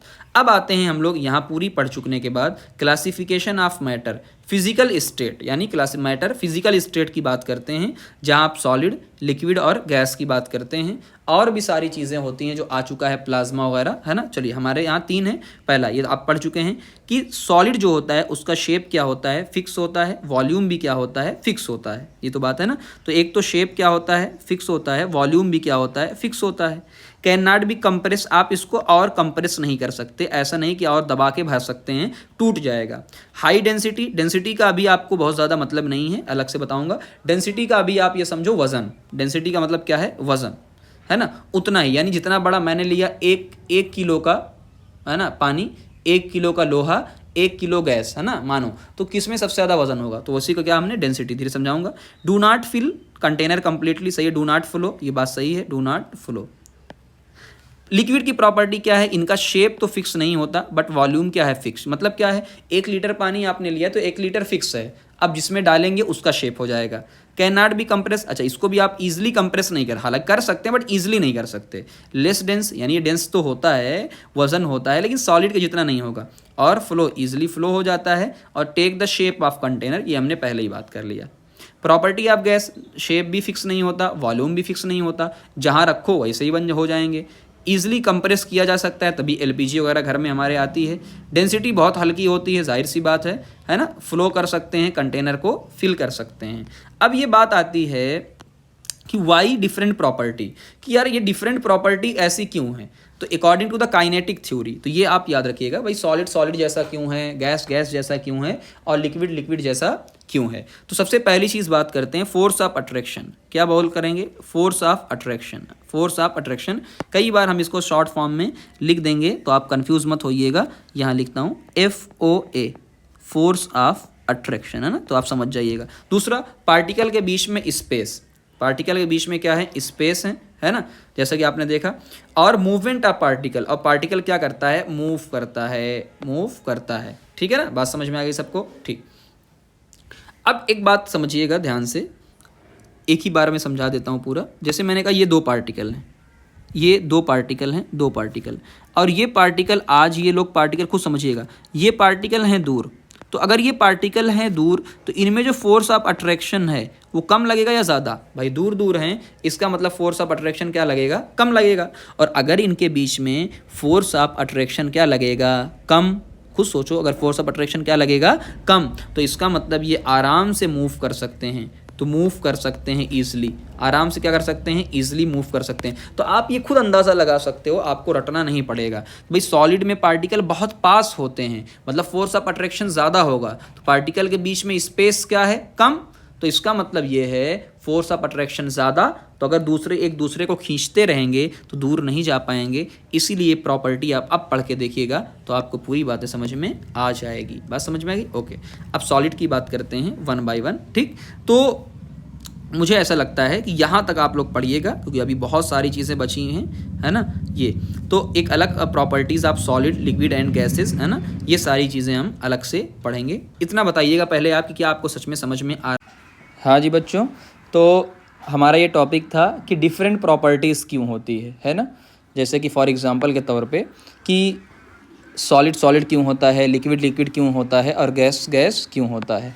तो यहाँ पे ये टॉपिक हमने पढ़ा था कि फोर्स ऑफ अट्रैक्शन, ठीक, स्पेस बिटवीन द पार्टिकल और मूवमेंट ऑफ द पार्टिकल, ये तीनों चीज़ें डिसाइड करती हैं कि कौन सॉलिड होगा, कौन लिक्विड होगा और कौन गैस होगा। सबसे पहले हम बात कर लेते हैं सॉलिड की बात करते हैं। सॉलिड में पार्टिकल का अरेंजमेंट कैसा होता है, हालांकि आप क्लास 6 7 वगैरह में पढ़ रखा है, बट फिर भी हम सारी चीज़ों को बेसिक से करते हैं। सबसे पहली चीज़ ये होती है कि जो सॉलिड होता है उसमें पार्टिकल क्लोजली पैक होते हैं, सबको पता है, और एक रेगुलर पैटर्न होता है ना, फिक्स पैटर्न होता है। और अगर बहुत क्लोजली पैक हैं इसका मतलब स्पेस क्या होगा, कम, तो कॉमन सेंस लगाना। और अगर स्पेस कम होगा तो इसका मतलब ये है कि आप मूव नहीं कर पाओगे। जैसे आपकी सीट के बीच में 3 साथी बैठे हैं, 3 लोग बैठे हैं, तो आप टाइटली पैक हैं पूरे के पूरे, तो आप सिर्फ हिल सकते हैं, थोड़ा सा राइट थोड़ा सा लेफ्ट, यानी ये सिर्फ क्या होगा, ये वाइब्रेट कर सकते हैं। तो ये वाला पॉइंट सबसे ज़्यादा इंपॉर्टेंट है कि जो सॉलिड होते हैं वो वाइब्रेट करते हैं, है ना, कैन नॉट मूव फ्रीली। तो आप ऐसा नहीं होगा कि सीट के बीच में से भाग जाओगे, आप सिर्फ थोड़ा सा राइट थोड़ा सा लेफ्ट हो सकते हो। तो पहली चीज़ ये हो गई डिटेल में। दूसरा आते हैं फोर्स ऑफ अट्रैक्शन। तो आप पढ़ेंगे inter particle force. Inter particle का मतलब क्या होता है कि दो पार्टिकल के बीच में हमेशा फोर्स लगता है। ये आप ग्रेविटेशन चैप्टर के अंदर पढ़ेंगे, हमने शुरू में पढ़ा है कि दो पार्टिकल हमेशा अट्रैक्ट करते हैं, तो इनके बीच में जो फोर्स होगा वो बहुत ज़्यादा स्ट्रांग होगा, इसीलिए इनको ईजिली ब्रेक नहीं कर पाएंगे आप, ठीक है ना। और इसी वजह से क्या होगा, एक डिफिनिट शेप होगा। भाई दोनों के फोर्स आपस में बहुत ज़्यादा स्ट्रांग हैं आपस में, तो इनका शेप कैसा होगा, फिक्स होता है। अब बात करते हैं प्रॉपर्टीज ऑफ सॉलिड क्या होती हैं। तो हमने अभी फायरे बात कर लिया था कि डिफिनिट शेप होता है, एक फिक्स शेप होता है, और वॉल्यूम क्या होता है, फिक्स होता है, क्योंकि ये टाइटली पैक होते हैं और इनको कंप्रेस नहीं किया जा सकता क्योंकि इनके बीच में स्पेस नहीं है। तो असर्शन रीजन का क्वेश्चन बहुत अच्छा बन सकता है कि आप सॉलिड को कंप्रेस क्यों नहीं कर सकते। तो आपने कहा कि उनके बीच में जब स्पेस ही नहीं है तो और ज़्यादा कंप्रेस कैसे कर पाओगे आप। अच्छा, फ्लो नहीं होते हैं, हमने सिंपल सी बात किया कि ये इनके क्या होते हैं, ये फिक्स होते हैं, एक एक प्लेस पे फिक्स होते हैं, तो फ्लो नहीं होगा। फ्लो तो वो लोग होंगे जो फिक्स नहीं होंगे, इधर से उधर चले जाएंगे। डेंसिटी क्या होती है, हाई, है ना। डेंसिटी के बारे में आगे हम लोग धीरे धीरे पढ़ेंगे। अच्छा, रीज़न क्या यहाँ पे हम देंगे कि टाइटली पैक होता है, और ये इतना ज़्यादा पैक होता है कि मास पर यूनिट वॉल्यूम, है ना। हल्का सा चलो आपको बता देता हूँ डेंसिटी कि डेंसिटी क्या होती है। डेंसिटी होती है इज इक्वल टू, ओहो ज़्यादा ही मोटा लिखो, मास पर यूनिट वॉल्यूम, यानी कुल मिला जुला के 1 मीटर क्यूब के अंदर, 1 मीटर क्यूब के अंदर कितना मास है, कितना मास है, हम इस पर डिटेल में बाद में कभी चर्चा करेंगे डेंसिटी क्या होती है आगे। अब बात करते हैं एग्जाम्पल और स्पेशल केस, और ये सबसे आपका वीआईपी टॉपिक हो जाएगा, यहीं पे आपसे क्वेश्चन पूछे जाते हैं, ठीक। तो यहीं इसको अच्छे से करिएगा। जैसा एक पहला एग्जाम्पल आपको दिया हुआ है कि ये साल्ट है, शुगर है, रबर बैंड है, ये सारे क्या हैं, सॉलिड माने जाते हैं, ठीक है ना। सब पहला बात करते हैं रबर बैंड चेंज शेप। अभी आपने कहा कि सॉलिड का शेप चेंज नहीं होता है, जबकि रबर बैंड होता है उसका शेप क्या हो जाता है, चेंज हो जाता है, ठीक। लेकिन ध्यान देना ये टेम्परेरी होता है under force but regain shape after the release. यानी कुल मिला जुला के ये होता है कि रबड़ को जब तक आप खींचते हो थोड़ी देर के लिए शेप चेंज करता है, लेकिन वो फिर से जैसे ही आप हटाते हो तो फिर से ही क्या हो जाता है, वो शेप अपना मेंटेन कर लेता है। इसीलिए उसको क्या कहा गया है, सॉलिड कहा गया है, ठीक है ना। ठीक, और भी बात करेंगे इसके बारे में अभी। साल्ट एंड शुगर में सीम टू फ्लो। तो साल्ट और शुगर ऐसा लगता है कि फ्लो होते हैं, बट उनका जो ग्रेन है वो फिक्स शेप का होता है, वो शेप उसकी फिक्स होती है, बस वो टूटता हुआ जाता है। सबसे ज़्यादा वीआईपी एग्जांपल आपको ये वाला थर्ड वाला है, स्पोंज अपीयर सॉफ्ट, है ना। भाई स्पोंज जो होता है, सुख्ता जो होता है, वो सॉलिड है लेकिन वो बहुत सॉफ्ट होता है, जबकि सॉलिड तो क्या होते हैं, सॉफ्ट नहीं होते हैं। क्या मतलब है, तो ये भी देखा ना, कंप्रेसिबिलिटी ड्यू टू पोर्स। इनके अंदर क्या होते हैं, पोर्स होते हैं जिनके अंदर एयर भरी होती है, ठीक है ना। Not the solid compressing but air getting expelled. तो ऐसा नहीं कि आप इनको दबा सकते हो, सॉलिड होते हैं बट उसके अंदर की जो एयर होती है वो एयर निकलती है। तो ये 3 पॉइंट हैं, इनको और अच्छे से हम समझते हैं। समझिएगा, स्पोंज वाला केस ज़्यादा इंपॉर्टेंट है। देखो, स्पोंज इज कंप्रेसिबल, स्पोंज को आप दबा सकते हो, कंप्रेसिबल होता है, जबकि सॉलिड को आप कंप्रेस नहीं कर सकते हैं। तो आंसर क्या देंगे, it is still solid because the compression happen, कि जो भी कंप्रेशन हो रहा है वो एयर की वजह से हो रहा है। सॉलिड में आप देखेंगे थोड़े थोड़े पोर होते हैं, तो वो एयर की वजह से कंप्रेशन हो रहा है। व्हेन वी प्रेस्ड, जब आप इसको प्रेस करते हो तो एयर बाहर निकलती है ना, सॉलिड नहीं दबता है बल्कि एयर बाहर निकलती है। तो ये बहुत फेमस एग्जांपल है ना। आगे साल्ट और शुगर वाला देख लीजिए कि salt and sugar take the shape of the container when poured appearing shapeless, however each grain is a tiny crystal. तो जो भी ग्रेन होते हैं वो फिक्स होते हैं ना, वो फिक्स शेप के होते हैं, ठीक, इसीलिए इनको स्टिल सॉलिड कहा गया है। रबर बैंड शेप को चेंज कर लेता है ना। तो क्यों, इसका रीज़न अभी मैंने आपको बताया, it return to the original shape once the force is removed, कि जैसे ही आप फोर्स को हटाओगे तो रबर बैंड फिर से अपने शेप में हो जाएगा।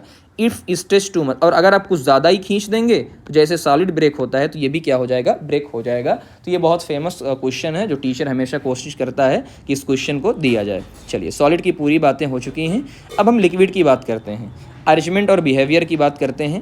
तो हम पहले ही बात करते हैं कि particle in liquid are close, ठीक है ना, ये क्लोज तो होते हैं लेकिन नॉट क्लोज एंड सॉलिड। भाई जाहिर सी बात है, सॉलिड में बहुत ज़्यादा क्लोज होते हैं, इसमें क्लोज तो होते हैं बट इतना ज़्यादा क्लोज नहीं होते हैं। The inter particle force, inter particle का मतलब वही दो पार्टिकल के बीच में जो फोर्स होता है ना, फोर्स, वो वीक होता है, ठीक है ना, होता तो है भाई वीक, सॉलिड से तो वीक होगा। पार्टिकल इनकी पोजीशन क्या होती है, फिक्स नहीं होती है, इसीलिए they can move and slide past one another, एक दूसरे के ऊपर क्या होते हैं, स्लाइड हो सकते हैं। जैसा कि आप आगे पढ़ेंगे कि वाटर की लेयर्स होती हैं, एक दूसरे के ऊपर फ्लो होती हैं। लिक्विड है मोर काइनेटिक एनर्जी, हाँ ये पार्ट इंपॉर्टेंट है कि मैंने बताया भाई इनके बीच में स्पेस होता है तो काइनेटिक एनर्जी यानी मूवमेंट यानी भागने की चाहत इनकी ज़्यादा होगी सॉलिड से, और ये ज़्यादा वाइब्रेट करेंगे। दूसरा, लिक्विड है बाय मोर डिसऑर्डर्ड अरेंजमेंट, इनका क्या होता है, मोर डिसऑर्डर्ड, उसका फिक्स शेप होता था, इनका थोड़ा सा क्या होगा, डिसऑर्डर होगा। अब प्रॉपर्टी की बात कर लेते हैं। नो फिक्स शेप, कि इनका कोई फिक्स शेप नहीं होगा, क्यों, क्योंकि ये शेप ऑफ कंटेनर, यानी जैसा कंटेनर होता है, आप पतीली में पानी रखो, आप भगोने में पानी रखो, भदेले में पानी रखो, बोतल में पानी रखो या बाल्टी में पानी रखो, ये उसी का शेप ले लेते हैं, ठीक है ना, जैसा कि आपको यहाँ पे दिया हुआ है। इनका लेकिन वॉल्यूम क्या होता है, फिक्स होता है। वॉल्यूम का मतलब क्या है कि 1 लीटर अगर पानी लेंगे तो आप कहीं भी रख दें वो पानी 1 लीटर ही रहेगा। बात समझ में आ गई ना, दिस शो यानी एक फिक्स वॉल्यूम होता है। ईजिली कंप्रेस नहीं होते हैं, है ना, क्योंकि पैक होते हैं, तो ईजिली यहाँ पे ऐसा नहीं, उन्होंने कहा कि सॉलिड एकदम कंप्रेस नहीं होता है, जबकि ये कंप्रेस तो होते हैं लेकिन ईजिली नहीं होंगे। बात समझ में आ गई ना, ये बात आपको ध्यान देना है, क्योंकि हम रेस्पेक्ट में बात कर रहे हैं। ये बीच का आदमी है और जो बीच के आदमी होते हैं वो एक दूसरे का मुंह देखते हैं कि मैं वाटर से, यानी सॉलिड देखे और लिक्विड देखेगा कि वाह मैं सॉलिड से कम हूँ या ज़्यादा हूँ, और गैस से कैसा हूँ, रिस्पेक्ट में। आगे हाई डेंसिटी, इसमें भी पार्टिकल क्लोज है तो डेंसिटी क्या होगी, हाई। अब इतना भी ज़्यादा नहीं हो जाएगी कि सॉलिड से ज़्यादा हो जाए। तो मैं फिर आपसे बात कर रहा हूँ, हम यहाँ सॉलिड के रेस्पेक्ट में बात कर रहे हैं। Can not completely fill container, अब ये बात समझिएगा, ये पॉइंट क्या लिखा हुआ है इस बात को समझिएगा। Liquid do not fill the entire container, अभी आपसे बात की जाएगी, लिक्विड पूरा कंटेनर फिल नहीं करता, यानी नीचे की तरफ से फिल करना शुरू करता है। बात समझ में आ गई ना। There volume is limited by inter particle force preventing free expansion, तो ये बात बहुत ज़्यादा हमारे लिए है नहीं। अभी जब आपको गैस मैं समझाऊंगा फिर से ये बात समझाऊंगा आपको। फ्लो ईजिली, तो मैंने पहले ही कहा कि जो लिक्विड होता है वो ईजिली फ्लो हो जाता है क्योंकि इनके पार्टिकल एक दूसरे के ऊपर स्लाइड करते हैं, और यही मैंने आपको बताना चाहा कि liquid take shape of the container. Water का लेवल यहाँ पे है, पानी 1 लीटर ही रहेगा बट अलग अलग शेप है तो अलग अलग, हाँ चाहिए, अलग अलग शेप है तो अलग अलग शेप ले लेगा। चलिए अब हम गैस की बात करते हैं, फिर उस पार्ट में आते हैं। नमकीन नहीं है, आइए। Particle are far apart, in gas particle are much पार। अब ये बात हमको ध्यान देना है कि जो गैस होता है इसमें जो पार्टिकल होता है वो बहुत दूर दूर होता है, मच फार्दर अपार्ट, बहुत ज़्यादा होता है। इसलिए जब बहुत ज़्यादा दूर होगा तो इसमें फोर्स लगेगा नहीं, तो फोर्स एकदम ना के बराबर होगा। खुद अंदाज़ा लगाओ अपने कॉमन सेंस से, अगर फोर्स नहीं रहेगा इसका मतलब इनका मूवमेंट क्या रहेगा, फ्री रहेगा और सभी डायरेक्शन में रहेगा, सभी डायरेक्शन में। और अगर ये इतना ज़्यादा मूव करेंगे तो इनकी काइनेटिक, देखो सारे पॉइंट लिंक है, इनकी काइनेटिक एनर्जी बहुत ज़्यादा होगी, और अगर ये बहुत ज़्यादा मूव करेंगे तो इनका अरेंजमेंट भी क्या रहेगा, डिसऑर्डर रहेगा, फिक्स नहीं रहेगा, और हाई स्पीड रहेगा। Due to low attraction high energy particle move very fast in all direction, तो ऑल पे इंपॉर्टेंट लगा लेना क्योंकि ये ऑल डायरेक्शन की बात कर रहा है। अब बात करते हैं गैस एक्सर्ट प्रेशर, कि गैस का है प्रेशर एक्सर्ट करती है कैसे, when gas particle hit the wall of container. अब जाहिर सी बात है गैस के जो पार्टिकल होंगे चारों तरफ मूव कर रहे हैं बहुत तेज की,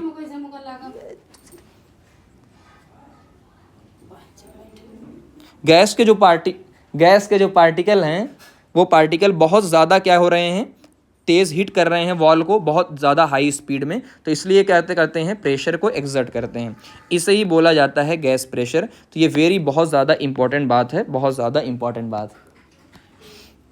चलिए आगे बात करते हैं थोड़ी सी और। कोलिजन काज प्रेशर, जैसे एक और बात हमने बताई, the pressure is due to collision of fast moving particle. अभी हमने बताया कि यह गैस जो होती है उनके बीच में स्पेस क्या होता है, ना के बराबर, काइनेटिक एनर्जी बहुत ज़्यादा होती है। और कुछ सोचो अगर कोई बहुत ज़्यादा मूव करेगा, काइनेटिक एनर्जी बहुत ज़्यादा होगी चारों तरफ, तो बार बार दीवार को हिट करेगा, और हिट करने की वजह से कोलिजन होता है, टकराव होता है, और टकराव होने की वजह से क्या होता है, प्रेशर क्रिएट होता है। तो आप इस बात को भी कर सकते हैं, बहुत इंपॉर्टेंट कॉन्सेप्ट है। Take the shape of container. अच्छा, गैस का कोई शेप फिक्स होता नहीं है, जाहिर सी बात है, तो ये वही सेम कहानी है, they take the shape of the container. और इनका सबसे इंपॉर्टेंट पार्ट है कि फिक्स वॉल्यूम नहीं होता है। क्या मतलब इसका है? मतलब ये कहने का है, ये बहुत इंपॉर्टेंट कॉन्सेप्ट है, gas do not have a fix volume. भाई पानी 1 लीटर था तो 1 ही लीटर रहेगा, लेकिन they spread out fill the entire container. कुल मिला जुला के ये है कि गैस को अगर आप छोटे से कमरे में रख दो तो पूरे कमरे में फैल जाएगी, उसी गैस को बंद कर दो गुब्बारे में तो गुब्बारे में हो जाएगी, उसी को कहीं और रख दो तो वो पूरे। तो इसीलिए उनका क्या बोला जाता है कि इनका वॉल्यूम फिक्स नहीं होता है, जहाँ भी आप रख दोगे वो पूरे के पूरे को फिल कर लेंगी। तो गैस बहुत इंपॉर्टेंट है। तो यही चीज़ मैंने दिखाया था आपको कि ये फिल कंटेनर नहीं करती हैं, यानी लिक्विड की बात मैंने किया था। चलिए, ईजिली कंप्रेस का मतलब क्या है कि भाई इसके बीच में स्पेस क्या होता है, बहुत ज़्यादा, तो आप इसको आराम से क्या कर सकते हो, कंप्रेस कर सकते हो, पैक कर सकते हो, ठीक है ना। चलिए, लो डेंसिटी होती है क्योंकि इस पर क्या है, वाइडली, वही सेम कहानी है भाई, ठीक है ना। कॉन्सेप्ट देखो किस तरीके से आप रिलेट कर सकते हो, रटना कभी नहीं पड़ेगा। कंप्लीटली फिलिंग, वही मैंने आपसे कहा कि गैस क्या करती हैं, fill the container completely, no matter shape या साइज। तो शेप और साइज पे कोई मैटर नहीं है, छोटा हो या बड़ा, और ईजिली फ्लो किया जा सकता है। चलिए बात करते हैं अब यहाँ पे। तो आपको ये शो किया, to show that gas do not have a fix shape, इनका फिक्स शेप नहीं होता, फिक्स वॉल्यूम नहीं होता। आइए, एयर एक गैस होता है, बिल्कुल एयर एक गैस है, एक्सपेरिमेंट में यूज़ करेंगे। हमने 2 बैलून लिया है, डिफरेंट साइज के आपको दिख ही रहे हैं, ठीक है ना, लेकिन इक्वल अमाउंट ऑफ एयर ले रहे हैं, दोनों के अंदर एयर क्या ले रहे हैं, इक्वल अमाउंट ऑफ एयर ले रहे हैं, ठीक। अब जो राउंड बैलून है राउंड शेप का ले रहा है, देखो, तो इसका मतलब जो जैसा शेप है, शेप ऑफ द कंटेनर कह लो, शेप ऑफ द ऑब्जेक्ट कह लो, और ये लॉन्ग शेप ले रहा है, ठीक। आगे, अब इससे पता ये चल गया कि इनका कोई फिक्स शेप नहीं होता है। दूसरा, ये शेप क्या करती हैं, कंटेनर का, यानी यहाँ बैलून है उसका ले लेती हैं। और वॉल्यूम क्या होता है दोनों का, गैस का हमने सेम रखा था, volume of air in both balloon. पहले शुरू में हमने क्या रखा था, इक्वल अमाउंट ऑफ एयर, लेकिन आज इसका वॉल्यूम अलग है और इसका वॉल्यूम क्या है, अलग। तो यहाँ आप मार्क कर सकते हैं यहाँ पे कि भैया इसका वॉल्यूम क्या है, इसका V1, इसका वॉल्यूम और इसका वॉल्यूम आज क्या है, दोनों का अलग अलग है। हालांकि हमने इक्वल अमाउंट ऑफ गैस शुरू में ली थी, लेकिन आज वॉल्यूम क्या हो चुका है, दोनों का अलग हो चुका है। इसीलिए आप देख सकते हैं किसी में कम किसी में ज़्यादा। अगली एक्टिविटी हमारी ये है, to show that solid and liquid can not be compressed, कि सॉलिड और लिक्विड को आप कंप्रेस नहीं कर सकते हैं, कंप्रेस नहीं कर सकते हैं, इसको हमको दिखाना है। तो कैसे दिखाते हैं, हमेशा की एक्टिविटी है। आपने क्या लिया है, एक रबर कॉर्ड यानी एक सिरिंज लिया है, जिसके अंदर आपने, ध्यान से देखेंगे, सबसे पहली चीज़ आपने क्या किया है, एक सिरिंज लिया है, ठीक है। एक सिरिंज में आपने सॉलिड रखा है, कॉमन साल्ट NaCl, एक में आपने लिक्विड रखा है, एक में आपने गैस रखा है, एयर रखा है। ऊपर आपने वेट रखा है। अब वेट की वजह से क्या होगा, धीरे धीरे, जाहिर सी बात है, वेट की वजह से सिरिंज धीरे, चाहे आप प्रेस करो या वेट, तो वेट का मतलब वो कहाँ वेट लगाएगा, नीचे की तरफ जाएगा, रबर कॉर्ड नीचे की तरफ है। तो दोनों में अंतर देखिएगा बहुत ध्यान से, जिसमें सॉलिड है उसमें कोई मूवमेंट नहीं है, कितना आप वेट रखते जाओ कोई मूवमेंट नहीं होगा, ये पूरा भरा हुआ है। तो इससे ये पता चलता है कि अगर मूवमेंट नहीं होगा तो वॉल्यूम डिक्रीज नहीं होगा, है ना। वॉल्यूम, भाई सिरिंज अगर नीचे की तरफ नहीं आएगी, इसका मतलब वॉल्यूम डिक्रीज नहीं हो रहा है, तो इसका मतलब आप सॉलिड को कंप्रेस नहीं कर सकते।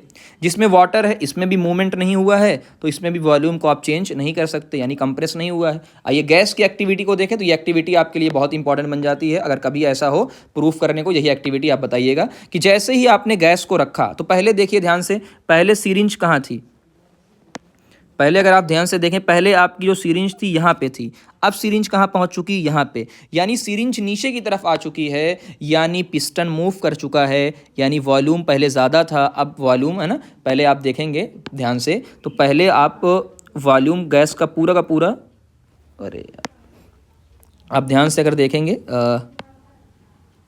चलिए तो मैं आपको दिखाऊं, पहले जो आपका वॉल्यूम था वो वॉल्यूम यहाँ से लेके यहाँ तक था, वॉल्यूम इतना ज़्यादा वॉल्यूम था। ओके, तो पहले वॉल्यूम बहुत ज़्यादा था, थोड़ा सा इशू हो रहा है। ओके, पहले वॉल्यूम आपका क्या था, ठीक है ना, पहले आप यहाँ से देखें, यहाँ से लेके यहाँ तक था, यानी नीचे तक था, इतना ज़्यादा था। अब क्या बचा है, अब यहाँ से लेके, यानी यहाँ से लेके यहाँ तक बचा है, यानी आपका जो वॉल्यूम है वो क्या हो चुका है, कम हो चुका है, यानी आप कंप्रेस हो चुके हो। तो ये बहुत अच्छा आपकी एक्टिविटी हो जाएगी। चलिए, अब एक और चीज़ है, गैस है हाई कंप्रेसिबिलिटी, ये हमने अभी चर्चा किया आपका कि हाई कंप्रेसिबिलिटी गैस की है, तो उसका फ़ायदा क्या होगा, उसका नुकसान क्या होगा। अच्छा है। हाई कंप्रेसिबिलिटी, तो हमने पहले ही कहा कि गैस को आप कंप्रेस कर सकते हो, है ना, very small volume by applying high pressure, कि आप इसको बहुत कम वॉल्यूम में रख सकते, बहुत हाई प्रेशर के साथ अप्लाई करके। Large mass in small volume, वही मतलब है कि आप लार्ज मास को, बहुत ज़्यादा मास को एक छोटे से वॉल्यूम के अंदर रख सकते हो। और इसी का यूज़ करते हैं हम लोग क्या, एलपीजी के अंदर, सीएनजी के अंदर, ऑक्सीजन सिलेंडर के अंदर। इसीलिए आपका जो ये होता है महीने महीने भर चल जाता है, और ऑक्सीजन का यूज़ होता है मरीजों के लिए। एडवांटेज क्या है, ईजिली स्टोर कर सकते हो, ट्रांसपोर्ट कर सकते हो, हाउस होल्ड में, मेडिकल में, ऑटोमोटिव पर्पज़ में भी आप इसको यूज़ किया जा सकता है। तो हमारा अब नेक्स्ट टॉपिक आता है बच्चों डिफ्यूज़न। अभी जो हमने पूरी बात कर ही ली थी, डिफ्यूज़न की बात फिर से कर लेते हैं, शुरू में हमने किया हुआ था पूरा। तो पहले चीज़ से व्हाट इज़ द डिफ्यूज़न, तो बायोलॉजी में भी आएगा, केमिस्ट्री के अंदर भी आएगा। हम केमिस्ट्री की अभी बात कर रहे हैं, बायोलॉजी में भी डिफ्यूज़न और ऑस्मोसिस वगैरह आता है। देखिए, द स्प्रेडिंग आउट है ना, एंड मिक्सिंग ऑफ सब्सटेंस। तो स्प्रेड आउट यानी फैल जाना या मिक्स हो जाना एक सब्सटेंस का दूसरे सब्सटेंस में, ड्यू टू द मोशन की वजह से, उसे ही क्या बोलते हैं, डिफ्यूज़न बोलते हैं। एग्जाम्पल क्या देंगे, जो सबसे शुरू में हमने बोला था, diffusion of bromine vapour into the air, diffusion of bromine air into the air. आपके एकदम शुरुआत में हम लोगों ने बोला था इस तरीके की बातें, तो एकदम शुरू में मैं आपको दिखाता हूँ कहाँ हम लोगों ने इसकी बात किया था, डिफ्यूज़न वाला। चलिए इसकी हाँ, इस वाले की हमने बात किया था कि पहले यहाँ पे देखो एयर थी ऊपर, नीचे ब्रोमीन था, ये देखो ये ब्रोमीन वेपर आपका है ना। थोड़ी देर के बाद हम ये देखते थे कि पूरा का पूरा क्या है, आफ्टर पूरा का पूरा यूनिफॉर्मली मिक्स हो चुका है, यानी मोशन हो चुका है, ठीक है ना। चलिए ओके, अब हम बात करते हैं डिफ्यूज़न की। तो डिफ्यूज़न अब पूरी बात करते हैं वन बाय वन। पहला, diffusion is the property of the matter, ये तो हमको पता है, डिफ्यूजन मैटर की प्रॉपर्टी होती है। दैट डिपेंड, जो डिपेंड करता है मूवमेंट पे, मोशन पे, यानी अच्छा मूवमेंट की वजह से ही होता है, ये मूव करेगा तभी तो मिक्स हो पाएगा। चलो, ये सभी में होता है, ऑल स्टेट, है ना, बहुत सारे लोगों को कन्फ्यूजन होता है, ये सभी में होगा, गैस में, लिक्विड में और सॉलिड में। फास्टेस्ट किस में होगा, गैस में, उसके बाद लिक्विड में, उसके बाद सबसे कम किस में होगा, सॉलिड के अंदर। अच्छा, रीज़न क्या देंगे कि गैस में पार्टिकल क्या है, बहुत तेज़ी के साथ मूव करते हैं, तो हमने पहले ही बोला, ठीक है ना। अच्छा, सॉलिड के पार्टिकल वाइब्रेट करते हैं, मूव नहीं करते, ठीक है ना, ये इंपॉर्टेंट। अच्छा, फैक्टर अफेक्टिंग, ये इंपॉर्टेंट है, डिफ्यूजन को कौन कौन से फैक्टर अफेक्ट करते हैं, किसकी वजह से कम या किसकी वजह से ज़्यादा हो सकता है। पहला, टेम्परेचर, कि अच्छा जितना ज़्यादा टेम्परेचर होगा उतना ज़्यादा पार्टिकल क्या होगा, भागेगा, तो हाई टेम्परेचर तो high diffusion. Density and mass, density का मतलब क्या हो, जो हल्की गैस होगी, देखो लाइटर गैस डिफ्यूज फास्टर, हल्की गैस तेज़ भागेगी, तो ये सिंपल सी बात है, अब कॉन्सेप्ट लगा सकते हैं सिंपल सा, हल्की गैस क्या भागेगी, तेज़ भागेगी। चलिए अब बात करते हैं, सबसे पहले हम गैस के अंदर क्या क्या एग्जाम्पल हैं, इंपॉर्टेंट है, 1 मिनट दीजिएगा, चाय पी लूँ मैं, ठंडी पी पाता हूँ। आगे, स्मेल ऑफ फूड कुकिंग, जैसे आपको सबको पता होगा, smell spread to other room due to the gas diffusion, ठीक है ना, कि आपका खाना बन रहा है दूसरे कमरे में, आप स्टडी कर रहे हैं, पता चला हलवा बन गया है चने का, और आपकी महक वहाँ दूर दूर तक पहुँच गई है ना। अच्छा, एक और चीज़ आपको बताता हूँ, diffusion is fast and hard food, है ना। हार्ड फूड का मतलब ये, यही वाला ये क्वेश्चन बनता है कि हार्ड फूड यानी जो गर्म खाना होता है वो आप तक क्यों पहुंच जाता है, तो हमने कहा भाई हार्ड फूड का मतलब क्या है, टेम्परेचर क्या है, ज़्यादा, और अगर टेम्परेचर ज़्यादा है तो काइनेटिक एनर्जी भी क्या होगी, ज़्यादा, तो ये मूव करेगा तेज़, तो मूव फास्ट, तो मूव भी क्या करेगा, ज़्यादा करेगा। तो ये आप रीज़न दे सकते हैं कि हार्ड फूड का मतलब टेम्परेचर ज़्यादा है, जिस टेम्परेचर ज़्यादा मतलब काइनेटिक एनर्जी ज़्यादा, पार्टिकल ज़्यादा तेज़ी से मूव करेगा और हम तक पहुंच जाएगा। फाइनली चाइज और आगे बात करते हैं, बर्निंग इंसेंस यानी अगरबत्ती आप जलाते हो, the smoke spread all over the room quickly do the diffusion. तो मेन हम चीज़ क्या देंगे कि कोई भी चीज़ हम तक पहुंचती है वो डिफ्यूजन की वजह से होता है। परफ्यूम भी स्प्रेड होता है ना, व्हेन परफ्यूम इज स्प्रेड और bottle open vapour spread quickly, ये भी डिफ्यूजन की वजह से होता है। तो कई सारे एग्जाम्पल मैंने यहाँ पे ऐड किए हैं। एलपीजी गैस लीकेज, अच्छा एक चीज़ ये याद रखिएगा, एक्स्ट्रा पॉइंट है, एथाइल मरकैप्टम। आप कभी भी ध्यान से देखते होंगे जब एलपीजी जब आपके घरों में गैस लीक होती है, हल्का सा गैस ओपन रह जाती है तो महक आती है, तो वो महक किसकी वजह से आती है, एथाइल मरकैप्टम की वजह से आती है। ओके, अब हम लिक्विड की बात करते हैं, लिक्विड है ना, लिक्विड में कौन सा एग्जांपल देंगे, तो गैस की पूरी कहानी हो चुकी है। पोटेशियम परमैंगनेट KMnO4 इन अ वाटर, शुरू में भी हमने बात किया था। सबसे पहला हमने कहा जब एक क्रिस्टल डालते हैं, आप राइट साइड में लेफ्ट साइड में दोनों तरफ देख सकते हैं, जब आप वेना क्रिस्टल आप पोटेशियम परमैंगनेट जब क्रिस्टल डालते हैं, पहले देखो थोड़ा सा पर्पल कलर होता है, उसके बाद पूरा का पूरा पर्पल कलर बन जाता है, यानी डिफ्यूजन हुआ है किसका। अब पोटेशियम परमैंगनेट कैसा हो, क्रिस्टल, यानी वो कैसा होता है, सॉलिड होता है, किसके अंदर, लिक्विड के अंदर। उसके बाद कॉपर सल्फेट की बात करते हैं, CuSO4 इन वाटर, एक क्रिस्टल डाला गया है जो ब्लू कलर का होता है शुरू में, धीरे धीरे वो कैसा बन जाता है, डिफ्यूजन की वजह से पूरा। इंक को जब आप वाटर में डालते हैं, when a drop of ink is added to water the colour spread slowly, धीरे धीरे ड्रिंक पूरा क्या हो जाता है, ब्लू कलर का यानी इंक कलर का हो जाता है। ठीक, अगली बात करते हैं diffusion of gases into the liquid. जैसा कि गैसेस आप देखते हैं CO2 O2 फ्रॉम एयर, ये वाटर में डिफ्यूज कर जाती है। ठीक, और CO2 सबको पता है कि CO2 इज, अब जाहिर सी बात है आपने सुना होगा कि पानी के अंदर क्या होता है, डिजॉल्व ऑक्सीजन होता है ना, पानी के अंदर से ही मछलियां सांस लेती हैं पानी से ऑक्सीजन लेकर, तो जाहिर सी बात है जो ऑक्सीजन वगैरह होगी वो डिफ्यूज हुई होगी। अच्छा, जो CO2 डिफ्यूज हुई है वो क्यों यूज़ होती है भाई, फोटोसिंथेसिस के लिए, क्योंकि बहुत सारे मैराइन प्लांट्स भी होते हैं जो बनाते हैं। O2 ब्रीदिंग के लिए यूज़ होती है। तो डिफ्यूज़न ऑफ गैस का एग्जांपल हो गया जो लिक्विड के अंदर है। अब हम बात करते हैं जो लोगों को एक कॉमन से थोड़ा सा कन्फ्यूजन होती है सॉलिड के अंदर, कि diffusion in solid is very slow process. भाई जाहिर सी बात है सॉलिड में तो बहुत ना के बराबर होगा, बहुत कम के बराबर होगा। जैसा चाक ऑन ब्लैक बोर्ड, कि अगर चाक को ब्लैक बोर्ड पे when chalk writing is left, जब भी चाक होता है पहले, जो आज तो मार्कर आ चुका है, जब एक चौक होता है, चौक को जब लिख दिया जाता था पहले और कई दिन उसको छोड़ दिया जाता था, तो चार्ट पार्टिकल डिफ्यूज़ हो जाते थे, यानी उनको छुड़ाना इतना आसान नहीं होता था। ऐसे ही बहुत जगह आपने देखा होगा, two metal block are tightly bound, अगर दो मेटल ब्लॉक को बहुत अच्छे तरीके से बांध दिया जाए और कई सालों तक छोड़ दिया जाए, तो एक दूसरे में क्या हो जाते हैं, वो डिफ्यूज़ हो जाते हैं ना, इस एकदम बढ़िया तरीके से। तो ऐसा क्यों होता है, वाई डिफ्यूज़न इज स्लो, क्यों स्लो होता है, उसका रीज़न समझते हैं।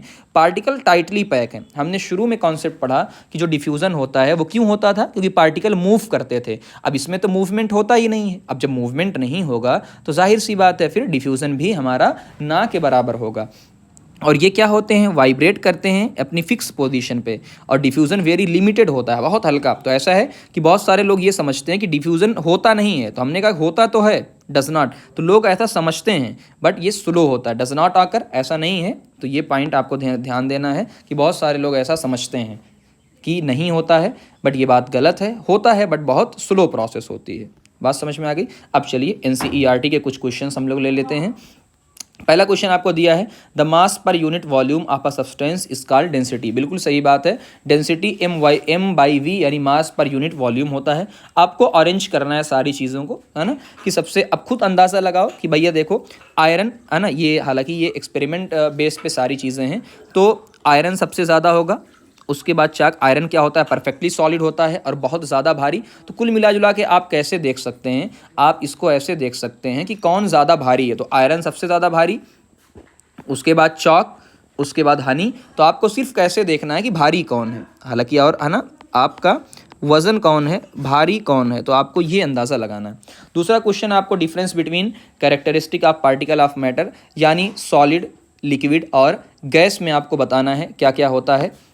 सबको पता होता है कि ये सॉलिड होता, प्रॉपर्टी सॉलिड का शेप क्या होता है, फिक्स होता है, जबकि लिक्विड का शेप फिक्स नहीं होता है और गैस का भी फिक्स नहीं होता है। इनका वॉल्यूम फिक्स होता है, इनका भी होता है, लेकिन कभी भी गैस का वॉल्यूम फिक्स नहीं होता है। आप छोटे में रखो छोटे में, बड़े में रखो तो बड़े में फैल जाएगा। और सॉलिड को कंप्रेस नहीं किया जा सकता है, इसको हल्का सा कंप्रेस किया जा सकता है, जबकि इसको बहुत ज़्यादा कंप्रेस किया जा सकता है। जब आप फ्लूइडिटी की बात करेंगे, कौन फ्लो होगा कौन नहीं फ्लो होगा, तो आप कहते हैं कि सॉलिड तो फ्लो नहीं होता है, जबकि लिक्विड भी फ्लो हो जाता है और गैस भी फ्लो हो जाता है, इसीलिए इन्हें फ्लूइड बोलते हैं। रिजिडिटी का मतलब क्या होता है कि रिजिड है, स्ट्रक्चर और शेप फिक्स होता है सॉलिड का, जबकि इसका फिक्स नहीं होता और ये भी रिजिड नहीं होता। काइनेटिक एनर्जी इसकी बहुत कम, क्योंकि ये मूव नहीं करता है, इसकी हमें कम होती है। गैस की तो बहुत ज़्यादा होती है ना। इंटर पार्टिकल का मतलब क्या होता है, इंटर पार्टिकल स्पेस, तो इसमें तो बहुत कम होता है, इसमें मॉडरेट होता है, और इसमें तो वेरी हाई होता है, इसमें बहुत ज़्यादा, है ना, वेरी लार्ज। ठीक, ओके। अब हम बात करते हैं यहाँ पे कमेंट अपॉन द, कुछ क्वेश्चन यहाँ पे दिए हुए हैं कि आपको कमेंट करना है किसके ऊपर, रिजिडिटी। तो सिंपल सी बात है, रिजिडिटी का मतलब क्या है, सॉलिड का जो शेप होता है वो फिक्स होता है, है ना, उसी को क्या बोलते हैं, रिजिड स्ट्रक्चर, यानी अपने शेप को फिर से रीगेन कर सकता है। कंप्रेसिबिलिटी का मतलब क्या होता है कि गैस को कंप्रेस किया जा सकता है, उसके वॉल्यूम को डिक्रीज किया जा सकता है, उसके वॉल्यूम को compression, gases are highly compressible, यानी उनके वॉल्यूम को डिक्रीज किया जा सकता है। फ्लूइडिटी का मतलब क्या होता है कि दोनों जो फ्लूइड होते हैं, यानी जो बहते हैं, जो फ्लो होते हैं, तो लिक्विड एंड गैस जो ये फ्लो होते हैं। Filling a container, gas completely container को फिल कर देती है, वेरी इंपॉर्टेंट पॉइंट ना। शेप की बात है कि भाई सॉलिड का शेप फिक्स होता है, लिक्विड का शेप फिक्स नहीं होता, वो शेप ऑफ द कंटेनर ले लेती है। काइनेटिक एनर्जी का मतलब क्या होता है कि जो मूवमेंट की वजह से एनर्जी आती है, तो सॉलिड तो मूव नहीं करता तो बहुत कम, और गैस में बहुत ज़्यादा होती है। डेंसिटी का मतलब क्या होता है कि मास पर यूनिट वॉल्यूम, तो highest in the solid, moderate in liquid, और सबसे ज़्यादा क्या होती है, गैस। तो डेंसिटी, ये पूरी बातें हो गई। अब कुछ इंपॉर्टेंट क्वेश्चन ये हैं। अब क्वेश्चन नंबर थ्री बहुत इंपॉर्टेंट है, वन बाय वन बात करते हैं। पहला उसने क्वेश्चन दिया हुआ है कि a gas fill completely the vessel in which it kept. तो यहाँ पे गिव रीज़न, तो मैं बहुत वीआईपी इसको मानता हूँ कि ये बहुत ज़्यादा वीआईपी है, बहुत ज़्यादा। सबसे पहला, a gas fill completely in the vessel, तो हमने फॉरन, अब रीज़न क्या देंगे, बहुत वीआईपी क्वेश्चन है।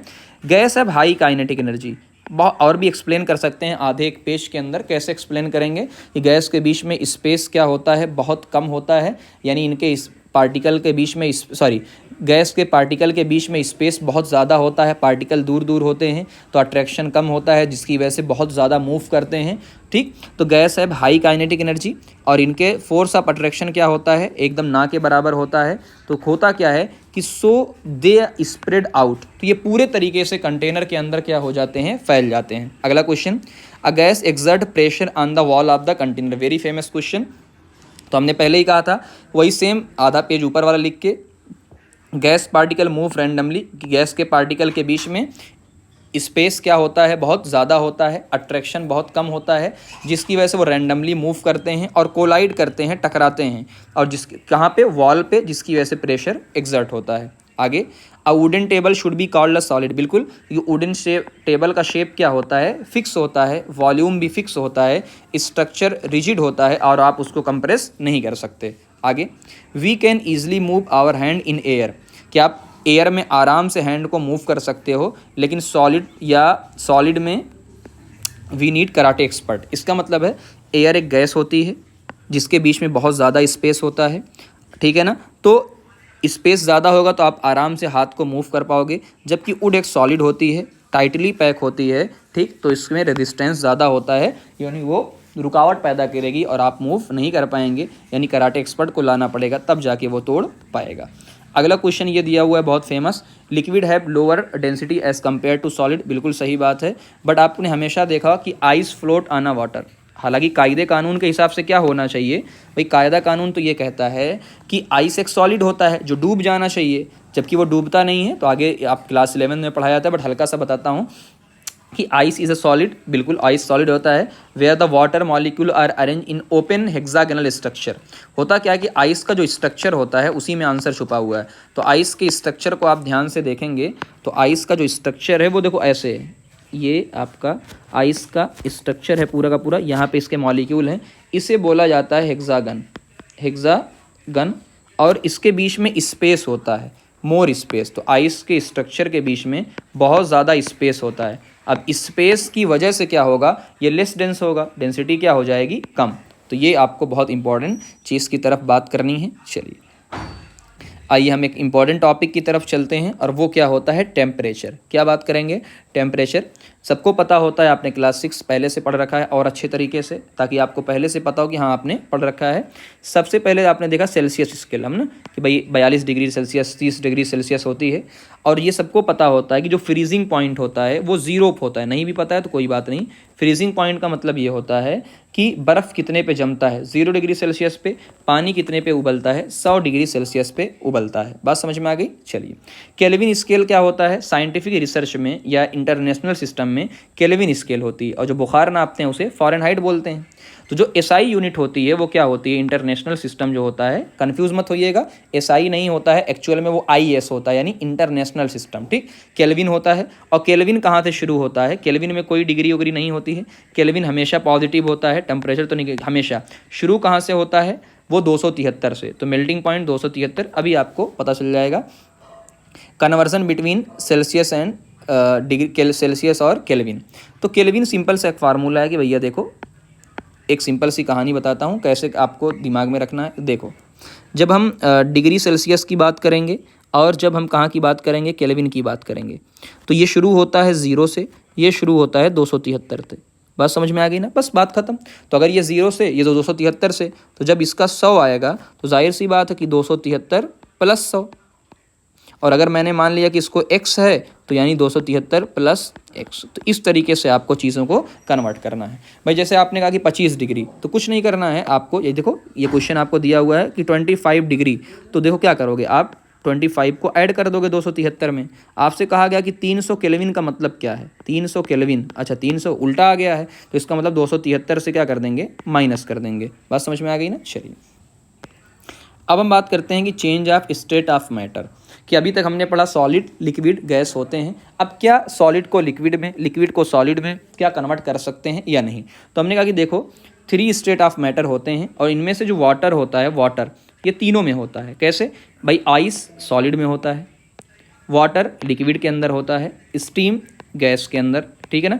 होते तो सब क्या हैं तो सारे के सारे क्या वाटर ही तो हैं, बस अलग अलग फॉर्म होता है। अब बात ये होती है कि आप इनको चेंज कैसे कर सकते हो, तो 2 तरीके से, एक तो आप टेम्परेचर को चेंज कर दो, एक आप प्रेशर को चेंज कर दो। यानी ये किन बातों पे डिपेंड करेगा, टेम्परेचर पे और प्रेशर पे डिपेंड करेगा। बस समझ में आई ना। चलिए effect of change of temperature, उसकी बात करेंगे। देखो जब आप सॉलिड से लिक्विड में यानी मेल्ट करते हो, सॉलिड से कोई भी चीज़ यानी बर्फ़ को जब आप पानी में गलाते हो, तो जाहिर सी बात है आपको टेम्परेचर यानी हीट करना पड़ता है, इसे मेल्टिंग बोलते हैं। इसी तरीके से जब पानी को आप उबालते हो तो उसे बॉयल बोला जाता है, तो आप तब भी आपने क्या किया, हीट किया हुआ है, हीट किया हुआ है। कूल का मतलब क्या होता है, जब कोई भी गैस उल्टा चले, गैस लिक्विड में होगा तो कूल, जिसे बोलेंगे कंडेंसेशन, या लिक्विड यानी पानी सॉलिड में कन्वर्ट हुए, छोटी छोटी चीज़ें हैं। अब हम बात करते हैं 1 by 1 effect of change of temperature, कि टेम्परेचर का क्या क्या रोल होता है। सबसे पहली बात करते हैं सॉलिड टू लिक्विड चेंज, यानी हम मेल्टिंग की बात कर रहे हैं। किसकी बात कर रहे हैं, मेल्टिंग की बात कर रहे हैं। और मेल्टिंग का मतलब क्या है कि देखिए ये बर्फ़ बेचारा पिघल रहा है, बर्फ़ क्या कर रहा है, बेचारा पिघल रहा है। व्हेन अ सॉलिड हीट, जाहिर सी बात है जब आप सॉलिड को हीट करेंगे, है ना, सॉलिड को हीट कर, फिर कुछ लोग कहेंगे ऐसा कि जो है नहीं हम तो हीट नहीं करते हैं, बर्फ़ को बाहर निकाल के रख देते हैं, तब भी बर्फ़ क्या हो जाता है, गल जाता है। तो कॉमन सेंस लगाइए, बर्फ़ कितने पे जमता था, बर्फ़ जमता था 0 डिग्री सेल्सियस पे, और जो आपने बाहर निकाला है तो बाहर का टेम्परेचर कितना होता है, 30, 35, 40, तो जाहिर सी बात है पिघलने लग जाए कि नहीं लगने लग जाए। तो एक कॉमन सेंस की बात है, तो इसे बोला जाता है मेल्टिंग, या इसे बोला जाता है फ्यूज़न। तो मेल्टिंग पॉइंट क्या होता है, the fix temperature at which a solid change into liquid, कि जब भी कोई सॉलिड लिक्विड पे चेंज, सॉलिड जो है चेंज होता है लिक्विड के अंदर, उसे बोला जाता है मेल्टिंग पॉइंट। एक चीज़ का ध्यान देना होता है, एट एटमॉस्फेरिक प्रेशर, है ना। अच्छा, जब एटमॉस्फेरिक प्रेशर का मतलब हमें इतना ज़्यादा भी नहीं पढ़ना है, बट ये होता है कि एटमॉस्फेयर में बहुत सारी जो गैसेस की लेयर्स होती हैं, उनकी वजह से एक प्रेशर क्रिएट होता है हर एक चीज़ पे, उसे बोला जाता है एटमॉस्फेरिक प्रेशर। जैसे सॉलिड 0 डिग्री सेल्सियस पे मेल्ट होता है। बात समझ में आई ना। अच्छा, होता क्या होगा ऐसा, melting occur when particle of solid, जब आपने हीट दिया, बहुत ध्यान से बात को समझिएगा, जैसे ही आपने हीट दिया तो सॉलिड ने एनर्जी ली है, गेन एनर्जी, और पहले जो उसका वाइब्रेशन कम था तो एनर्जी लेकर वो वाइब्रेट करने लगा, और जो उसके बीच में बॉन्ड थे उस बॉन्ड को उसने क्या कर दिया, तोड़ दिया। बात समझ में आई। अच्छा, सिंपल सी एक बात बताओ कि जैसे मैंने ये कहा, ध्यान से इस बात को समझिएगा कि इन दोनों के बीच में दोस्ती है, आपस में जुड़े हुए हैं, और अगर मैं इनको तोड़ दूं तो ये अलग हो जाएगा और ये अलग हो जाएगा। तो अब खुद बताओ, अगर इनके बीच में क्या होता है, FO यानी फोर्स ऑफ अट्रैक्शन, तो अगर इनके बीच में फोर्स ऑफ अट्रैक्शन ज़्यादा होगा, खूब ज़्यादा फोर्स ऑफ अट्रैक्शन होगा, खूब ज़्यादा खिंचाव होगा, तो मुझे उतनी ही ज़्यादा एनर्जी देनी पड़ेगी। बात समझ में आ गई ना। तो ये आपको ध्यान देना है कि melting point directly proportional to force of attraction, कि जितना ज़्यादा फोर्स ऑफ अट्रैक्शन होगा उतना ज़्यादा आपको टेम्परेचर देना पड़ेगा, उतना ज़्यादा हीट देना पड़ेगा, तो उतनी ही ज़्यादा इनकी मेल्टिंग पॉइंट होगी। तो कई लोग ऐसे होते हैं जो मेल्टिंग पॉइंट शो नहीं करते, यानी बहुत ज़्यादा टेम्परेचर देना पड़ता है। आइए अब बात करते हैं लिक्विड टू गैस, यानी हम इसे क्या बोलेंगे, बॉयल, पानी को आप उबाल रहे हो, या दूसरे टर्म में इसे वेपोराइजेशन बोलते हैं। When a liquid is heat, जब आप लिक्विड को हीट करते हो तो ये गैस में चला जाता है, जिसे हम बॉइलिंग बोलते हैं। फिर वही सेम कहानी है, the fix temperature at which a liquid rapidly change to gas at atmospheric pressure, same कहानी है। और ये कितने पे होता है? 100 डिग्री सेल्सियस पे होता है। ये वही सेम कहानी है कि पार्टिकल एनर्जी गेन करता है और जो फोर्स ऑफ अट्रैक्शन इनके बीच में होता है वो तोड़ देता है।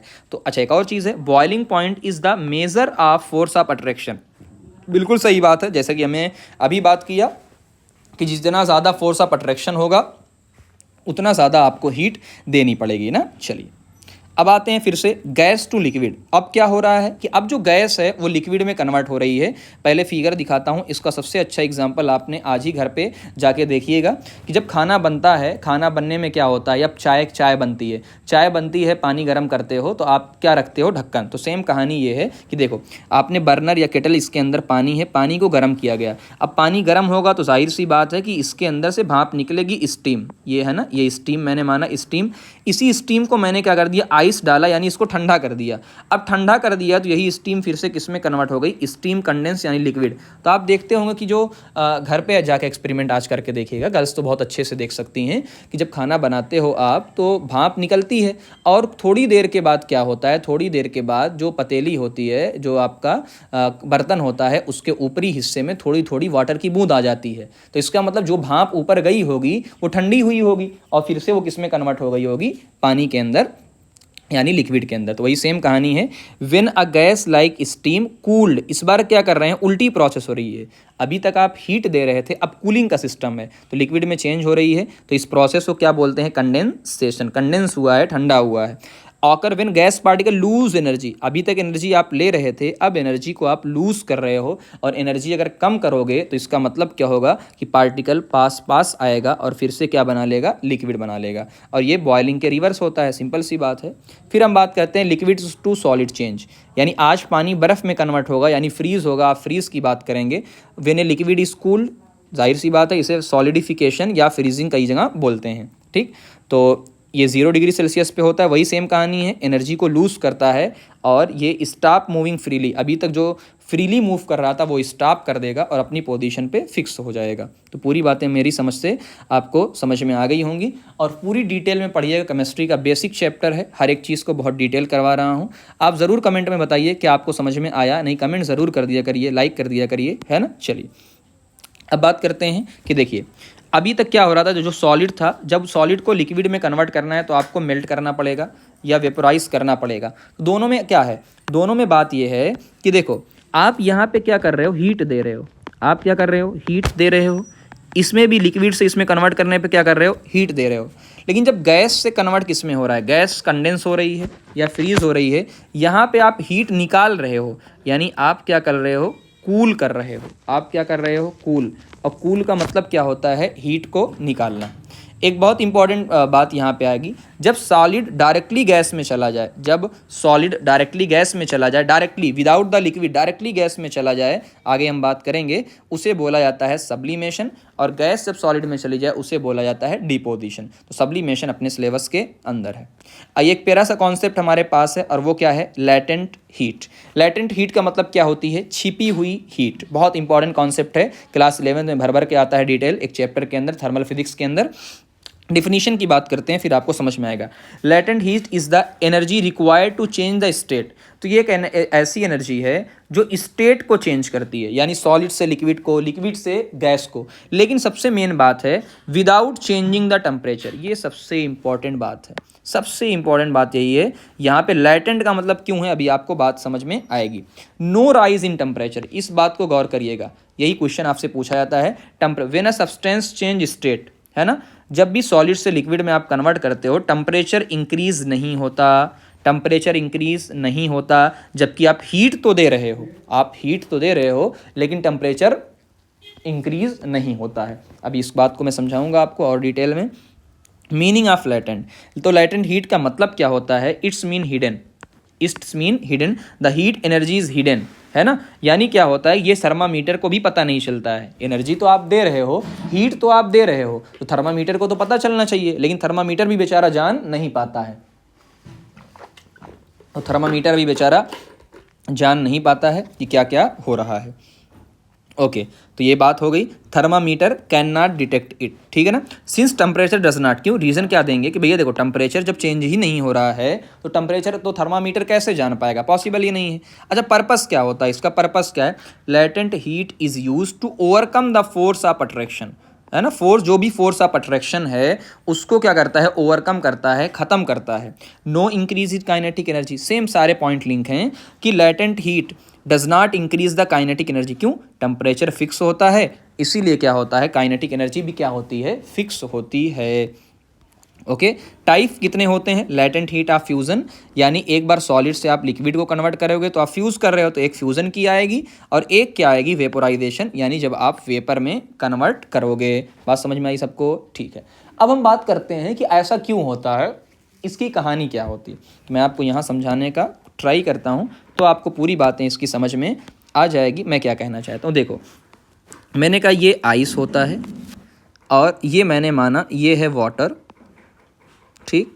और अभी आइस और वाटर की बात करते हैं। फिर आइस कितने डिग्री सेल्सियस पे है, 0 डिग्री सेल्सियस पे है। तो मैं ये चाहता हूँ कि मैं आइस को हीट दूँ, मैं आइस को हीट दूँ, है ना। तो सबसे पहले बताओ आइस क्या करना चाहेगा, तो वाटर को भी मैं क्या मानूंगा, 0 डिग्री सेल्सियस पे। तो सबसे पहला काम क्या होगा, बहुत ध्यान से मेरी बात को समझिएगा, बहुत ध्यान से, तो आपको पूरी बात समझ में आ जाएगी, तो फिर कोई दिक्कत नहीं। जैसे मैंने कहा कि आइस को वाटर में कन्वर्ट करने में, पूरी बात समझिएगा कि मेरे पास देखो आइस को जब मैं वाटर में कन्वर्ट कर रहा हूँ मेरे पास 40 जूल, है ना, एनर्जी खर्चा हो रही है, 40 जूल एनर्जी खर्चा हो रही है। बात समझ में आई। तो अब क्या होगा कि मेरे, अच्छा पहला लेता हूँ मैं, मेरे पास ये 40 जूल एनर्जी लग रही, अब मेरे पास 40 जूल ही एनर्जी है। तो खुद सोचो ये 40 जूल क्या करेगा, पहले आइस को किस में कन्वर्ट करेगा, वाटर के अंदर, पहले आइस को वाटर के अंदर कन्वर्ट करेगा। तो यानी अभी भी इसका टेम्परेचर 0 है, इसका भी टेम्परेचर कितना है, 0। तो एक काम तो उसने कर दिया कि आइस को वाटर में कन्वर्ट कर दिया, लेकिन टेम्परेचर इंक्रीज नहीं किया। अब जो नंबर 2 में लेकर आता हूँ, आज मेरे पास 50 जूल की एनर्जी है, तो 40 जूल कहाँ खर्चा हो गया, 40 जूल तो खर्चा हो गया यहाँ पे, है ना, 0 से 0 जाने पे। मेरे पास कितना बचा है, मेरे पास 10 जूल की एनर्जी बची है। तो अब मैं क्या करूँगा, अब मैं जो वाटर का टेम्परेचर 0 था, 0 से पहुँचाऊँगा 1 पे, 2 पे, 3 पे। तो कुल मिला जुला के कहानी क्या, लेटेंट हीट का मतलब ये है सिंपल सा कि लेटेंट हीट का काम ये होता है कि भैया देखो सबसे पहले आप फेस को चेंज करो। फेस चेंज करने का मतलब ये होता है कि आइस से वाटर में जाओ या वाटर से गैस में जाओ, लेकिन टेम्परेचर दोनों का क्या रहना चाहिए, सेम। सबसे पहले आप क्या करो, इसका भी 0, तो वाटर को भी पहले लेकर आओ 0 पे, इसीलिए कभी भी देखो टेम्परेचर चेंज नहीं होता है। तो मुझे लगता है आपको बातें समझ में आ गई। चलिए लेटेंट हीट ऑफ फ्यूज़न और वेपोराइजेशन को समझ लेते हैं कि लेटेंट ऑफ फ्यूज़न क्या होता है। तो पहली वही सेम कहानी है कि latent heat of fusion is the heat energy required to convert 1 kilogram of the solid, 1 kilogram solid को, है ना, उसके मेल्टिंग पॉइंट अभी समझाया आपको कि 0 डिग्री सेल्सियस पे कन्वर्ट करते हैं without rising in the temperature. तो विदाउट राइजिंग की मैंने अभी आपको दिखाया था कि भाई 0 डिग्री सेल्सियस पे है, आपने हीट दिया, इसकी फार्मूला होता है आई थिंक जहाँ तक मुझे याद आ रहा है MLF जो भी चीज़ें होती हैं। तो यहाँ आपको पता चलेगा, इसकी वैल्यू रटना नहीं है, एक वैल्यू खाली दी हुई है जूल पर केजी में इतना। तो जो भी आपने हीट सप्लाई किया है, जो भी आपने हीट सप्लाई किया है उसने क्या किया है, इसने overcome the force of attraction, तो उसने सॉलिड को लिक्विड में कन्वर्ट किया है, टेम्परेचर में कोई चेंज नहीं किया है। वही दिमाग में रखना कि 0 से, ये देखो कि 0 से 0 पे ही है, तो जो भी कहानी है वो तोड़ने में लगी है। तो जो भी आपने हीट दिया है ये 40 जूल, ये किस में लगी है, तोड़ने में, टेम्परेचर में नहीं, ये तोड़ने में लगी है, यानी आइस को तोड़ने में, ठीक है ना। टेम्परेचर का कोई इंक्रीज नहीं होता है, यानी टेम्परेचर सेम रहता है, टेम्परेचर क्या रहेगा, सेम। तो अगर मैं आपसे बात करूं डेल्टा टी, यानी चेंज कितना आया है, 0 का आया है ना, टेम्परेचर में क्योंकि कोई चेंज नहीं आया है, ठीक। टेम्परेचर भले ही आप हीट दे रहे हो लेकिन टेम्परेचर हमेशा क्या रहता है, कांस्टेंट रहता है, और टेम्परेचर कांस्टेंट रहेगा तो काइनेटिक एनर्जी भी क्या रहेगी, सेम रहेगी, कांस्टेंट ही रहेगी। और कोई भी थर्मामीटर उसमें शो नहीं कर पाएगा क्योंकि चेंज ही नहीं हो रहा है, ठीक। अब यहाँ पे कुछ क्वेश्चन बनते हैं। पहला VIP क्वेश्चन ये वाला कि ice at 0 degree Celsius is more effective in cooling than water. बात समझ में आई ना, ice is at 0 degree Celsius is more effective in cooling. ऐसा क्यों है, रीज़न ये है, आइस एब्जॉर्ब लेटेंट हीट, कि आइस के पास लेटेंट हीट होती है। किसने लिया है लेटेंट हीट, तो आइस ने लिया है मेल्ट करने के लिए, ठीक है ना, ये आंसर आप देंगे। आगे, when we hold ice in our hand, है ना, ये भी बहुत फेमस एग्जांपल कि जब आप आइस को अपने हाथ में लेते हो तो इट फील कोल्ड। क्यों क्यों कोल्ड फील होता है? रीज़न, जाहिर सी बात है, आइस क्या करेगा? एब्जॉर्ब करेगा लेटेंट हीट को। आइस क्या करेगा? लेटेंट हीट को एब्जॉर्ब करेगा। और अगर आइस लेटेंट हीट को एब्जॉर्ब करेगा तो हमारे अंदर से ही तो टेम्परेचर जाएगा भाई, जाहिर सी बात है। आइस 0 डिग्री सेल्सियस पे है, हम क्या है 25 या 30 डिग्री सेल्सियस के, हमारा टेम्परेचर कितना होता है? 37.5 तकरीबन होता है। तो हमारे अंदर तो एनर्जी है, तो आइस को हाथ पे जैसे ही लेंगे तो आइस हमारे अंदर की हीट को एब्जॉर्ब करेगा। तो बताओ हमें ठंडा लगेगा कि नहीं? क्योंकि हमारे अंदर से हीट निकल रही है, और हीट कहीं से निकल करती है तो कूलिंग इफेक्ट देता है।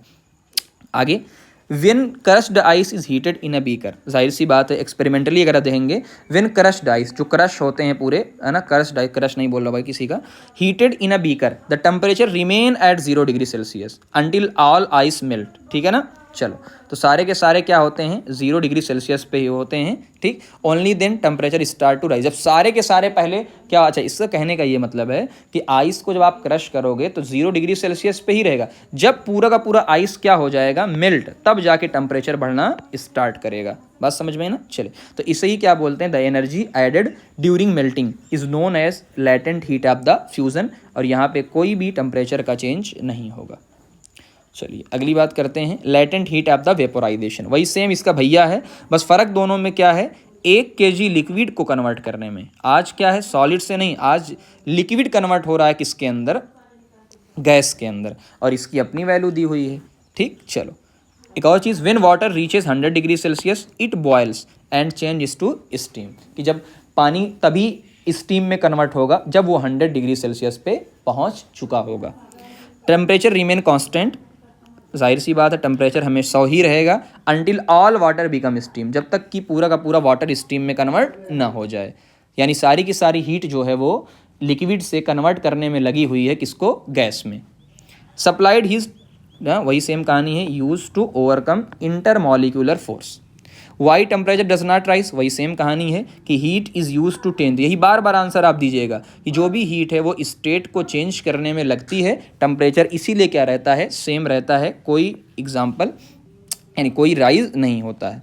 आगे, okay, when spirit alcohol it put, है ना, जब आप स्प्रिट क्या करते हैं या कोई भी एल्कोहल अपने हाथों में क्या करते हैं, कोई भी, तो क्या करते हैं? इस जब पुट करते हैं तो इट इवेपोरेट रैपिडली, रीज़न क्या होता है समझिएगा? इट एब्जॉर्ब लेटेंट हीट, ये भी बहुत इंपॉर्टेंट है, आप इसको एग्जाम, वही सेम कहानी है कि ये लेटेंट हीट लेता है और बहुत जल्दी क्या हो जाता है?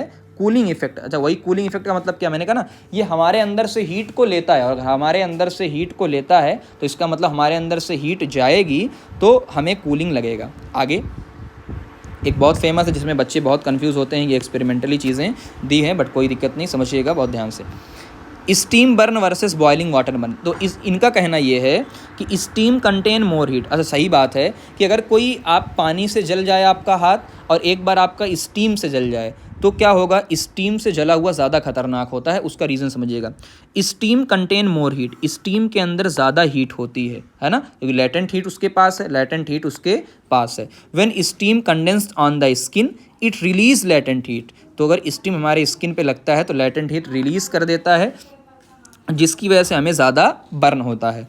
इसलिए कहा जाता है कि स्टीम का बर्न जो है वो ज़्यादा डेंजरस होता है। क्यों भाई? जो भी आपने हीट दिया है वो सारी हीट किस में चली गई है ना, जैसे आप एग्जांपल दें कि ये था क्या? वाटर, और सारा वाटर, ये मान लो ये वाटर था और सारा वाटर किस में चला गया है? स्टीम। ठीक, तो आप 100 डिग्री सेल्सियस ये भी है, स्टीम भी मान लो 100 डिग्री सेल्सियस है, तो जो भी आप हीट दे रहे हो सारी हीट किसके पास जा रही है? स्टीम के पास, तो इसका मतलब इसके पास ज़्यादा हीट होगी, इसीलिए आपको यहाँ पे जला हुआ ज़्यादा हीट्स का पता चलता है। ठीक है, आइए हम एक और इम्पॉर्टेंट टॉपिक की तरफ चलते हैं, सब्लिमेशन।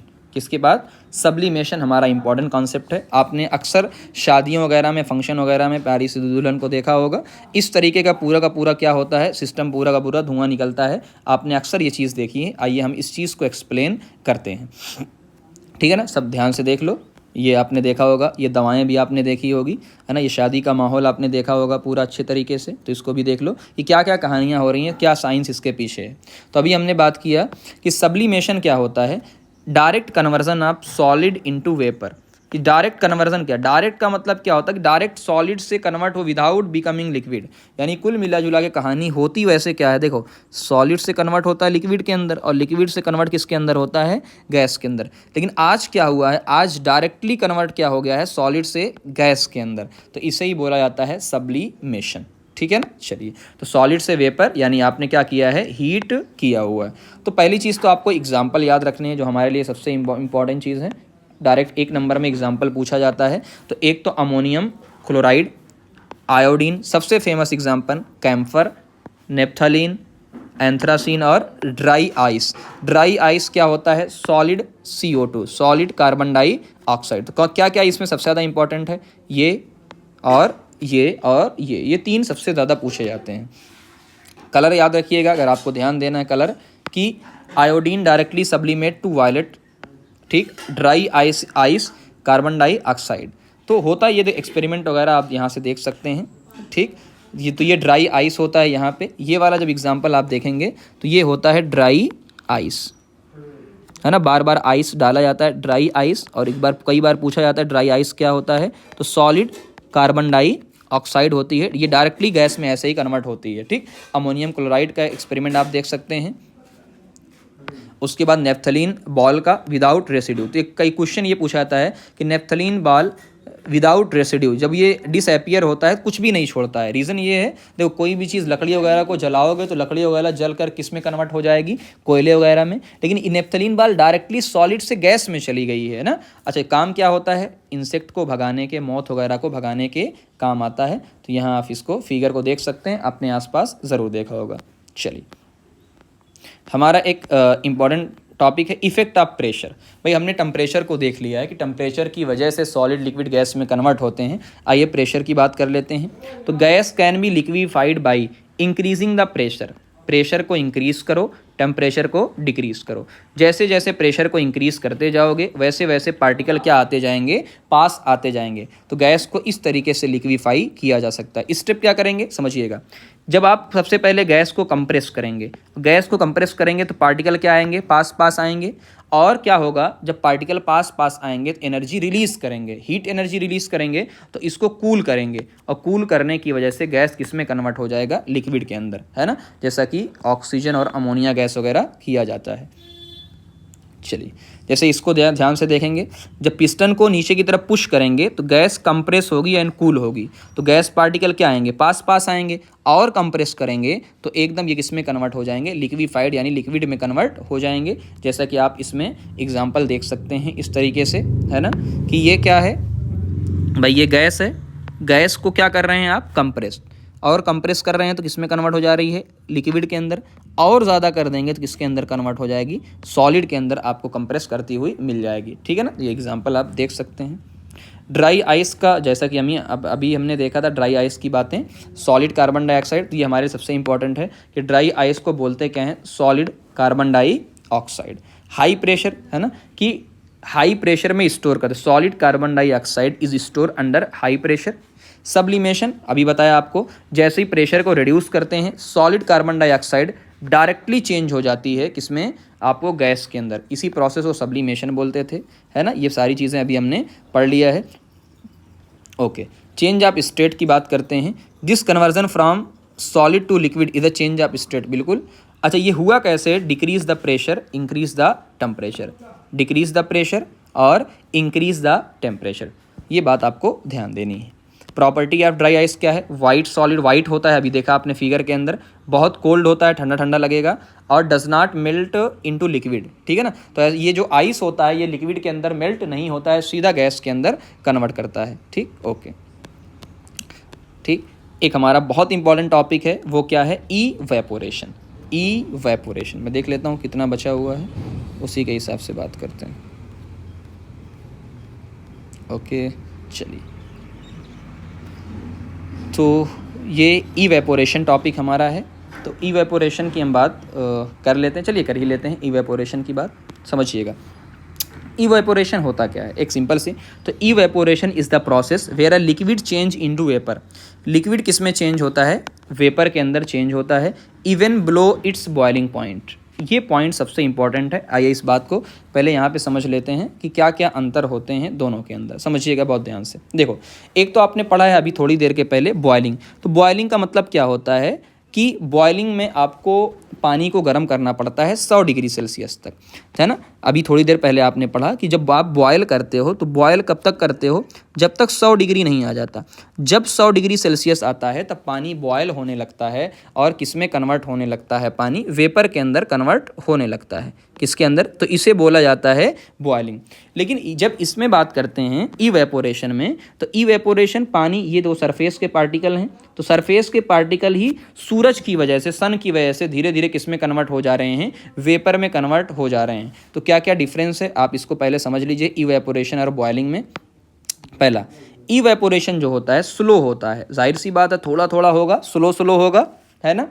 एट एनी टेम्परेचर, किसी भी टेम्परेचर पे हो सकता है थोड़ा थोड़ा, तभी तो कपड़ा आपका किसी भी टेम्परेचर हो, ठंडी हो गर्मी हो, सब में कपड़ा धीरे धीरे सूख जाता है, लेकिन होता है। जबकि बॉयलिंग क्या होता है, रैपिड, पानी को आप एनर्जी देते जाते हो, अचानक से पानी क्या हो जाता है, ख़त्म होने लगता है, कन्वर्ट होने लगता है, तो उसे बॉयलिंग पॉइंट बोलते हैं। अच्छा, ये सरफेस से होता है ना, और ये पूरे में होता है। सरफेस से मतलब क्या होता है कि ये नीचे वाले पार्टिकल नहीं जाएंगे, ये ऊपर वाले पार्टिकल ही जाएंगे। जबकि इसमें क्या होता है, ऊपर वाले पार्टिकल हों, नीचे वाले, है ना। हीट तो आप कहाँ से दे रहे हो, हीट तो नीचे से दे रहे हो। तो इसमें क्या होगा कि सारे पार्टिकल खौलने लगते हैं, बॉयल होने लगते हैं, सारे के सारे पार्टिकल। आगे टेम्परेचर, ये किसी भी टेम्परेचर पे हो सकता है, बिलो द बॉइलिंग पॉइंट, किसी भी टेम्परेचर पे। जबकि ये क्या होता है, एक फिक्स टेम्परेचर पे होता है। इसीलिए आप देखो, जब आप पानी को गर्म करते हो, शुरू में पानी गर्म नहीं होता है, शुरू में भाप में कन्वर्ट नहीं होता है, यानी स्टीम में कन्वर्ट नहीं होता है, थोड़ी देर के बाद होता है जब वो 100 डिग्री पे पहुंच जाता है। इवेपोरेशन एक स्लो प्रोसेस होता है और ये फास्ट होता है।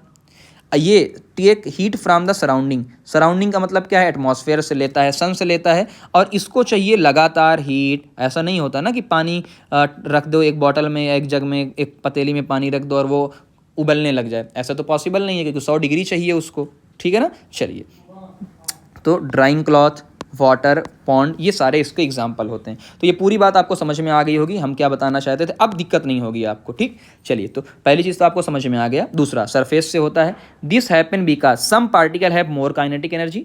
ये क्यों होता है, ये एग्जाम्पल, इवेपोरेशन क्यों होता है भाई, कुछ पार्टिकल ऐसे होते हैं जिनके पास क्या होता है, मोर काइनेटिक एनर्जी। जो सरफेस के पास होते हैं उनकी काइनेटिक एनर्जी क्या होती है, ज़्यादा होती है, तो ये एयर में जल्दी से भाग जाते हैं, इसीलिए ऐसा होता है, ठीक। आइए, एक्सप्लेनेशन क्या होता है, देखो, even at temperature below boiling faster moving particle, कुछ जो फास्टर यानी जो बहुत हाई मूव करते हैं पार्टिकल, ठीक है ना, वो फोर्स ऑफ अट्रैक्शन जो होता है उसको तोड़ देते हैं और भाग जाते हैं। तो ये कहाँ से होगा, जाहिर सी बात है ये सरफेस से ही होगा।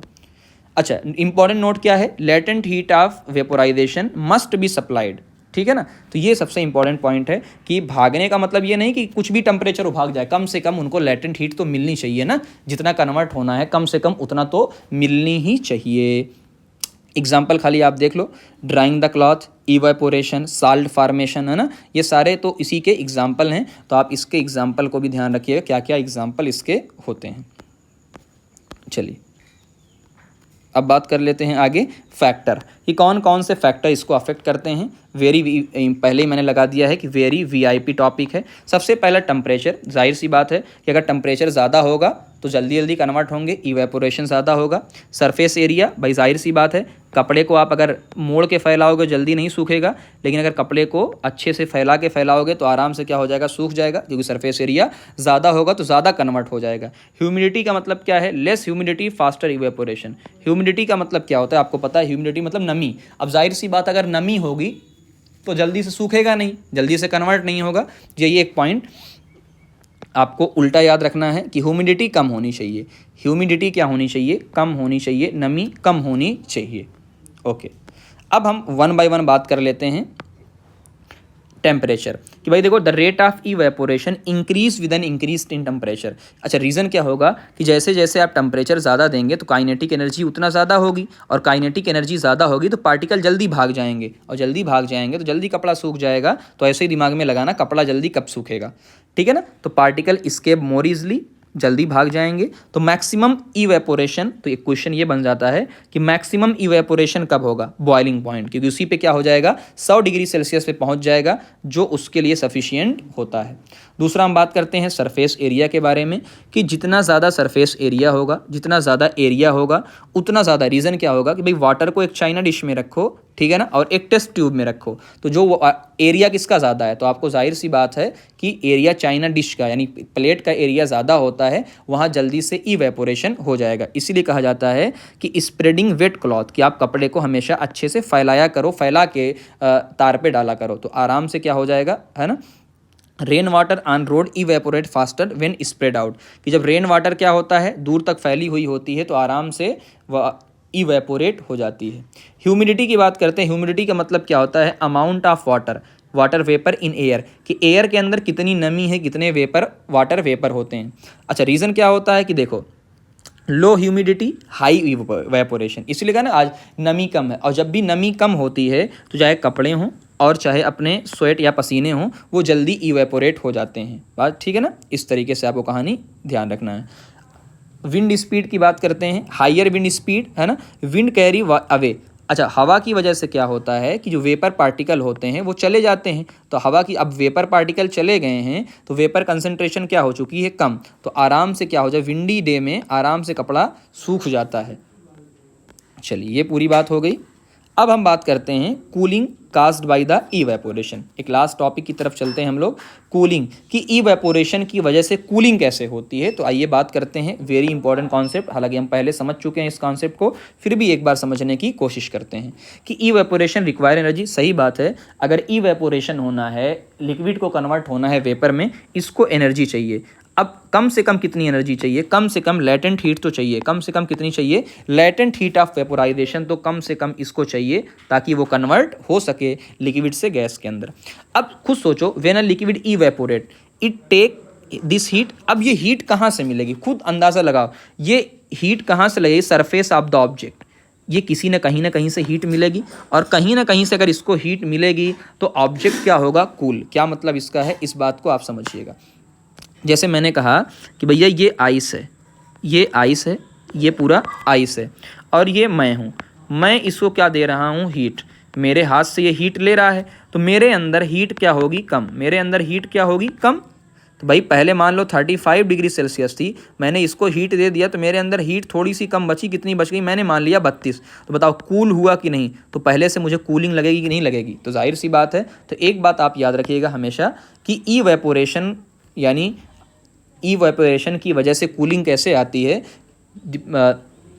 क्योंकि वो हीट लेता है, और जिससे हीट लेता है उसकी हीट में कमी होती है तो उसे कूलिंग महसूस होगी, ठीक है ना, समझना। तो वही चीज़ लिया हुआ है कि latent heat is drawn from the surrounding, कि भाई इसको जो लेटेंट हीट मिलेगी वो सराउंडिंग से मिलेगी, आसपास से मिलेगी, और अब जैसे ही ऑब्जेक्ट से हीट लॉस होगी तो वो कूलर फील करेगा, तो इसीलिए कहा जाता है कि इवेपोरेटिव कूलिंग, ठीक है ना। तो ऑब्जेक्ट हमेशा यानी जहाँ से हीट निकलेगी, जो हीट देगा वो कूल होगा। तो कई सारे एग्जांपल, सबसे पहला आपको स्पिरिट, ठीक है ना, या पेट्रोल जब आप हाथ पे लगाते हैं, है ना, तो when spirit is applied to the back of hand and wave, जो हल्का सा मसलते हैं, इट इवेपोरेट, क्यों, क्योंकि ये हीट कहाँ से लेता है, हमारे हैंड से, इसीलिए हमारे हाथों को कैसा लगता है पेट्रोल लगाने पे, या हमारे ये क्या नाम है स्पिरिट लगाने पे हमारे हाथों को जो ठंडा लगता है, उसका रीज़न यही होता है। तो ये जितने भी एग्जाम्पल आपको बता रहा हूँ ये सारे एग्जाम्पल बहुत फेमस हैं, ठीक।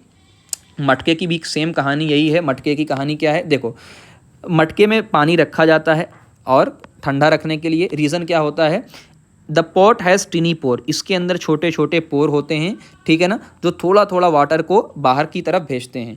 दिस वाटर इवेपोरेट कॉन्टिन्यूसली, तो ये वाटर धीरे धीरे इवेपोरेट होता है, ठीक। और ये कहाँ से, drawing latent heat from the rest of the water, तो ये कहाँ से लेता है, drawing latent heat from the rest of water, water से लेटेंट हीट लेता है, तो बाकी पानी क्या होता है, ठंडा होता है। तो ये वाला पॉइंट हमारे लिए सबसे इंपॉर्टेंट है कि मटके के अंदर जो पानी होता है उसके अंदर छोटे छोटे क्या होते हैं, पोर्स होते हैं, ठीक है ना। ये देखो यहाँ पे लिखा हुआ है छोटे छोटे पोर्स होते हैं, और ये जो पोर्स होते हैं इनको जो हीट मिलती है वो कहाँ से मिलती है, यहाँ से, है ना, कहाँ से मिलती है, यहाँ से इनको क्या मिलती है, हीट।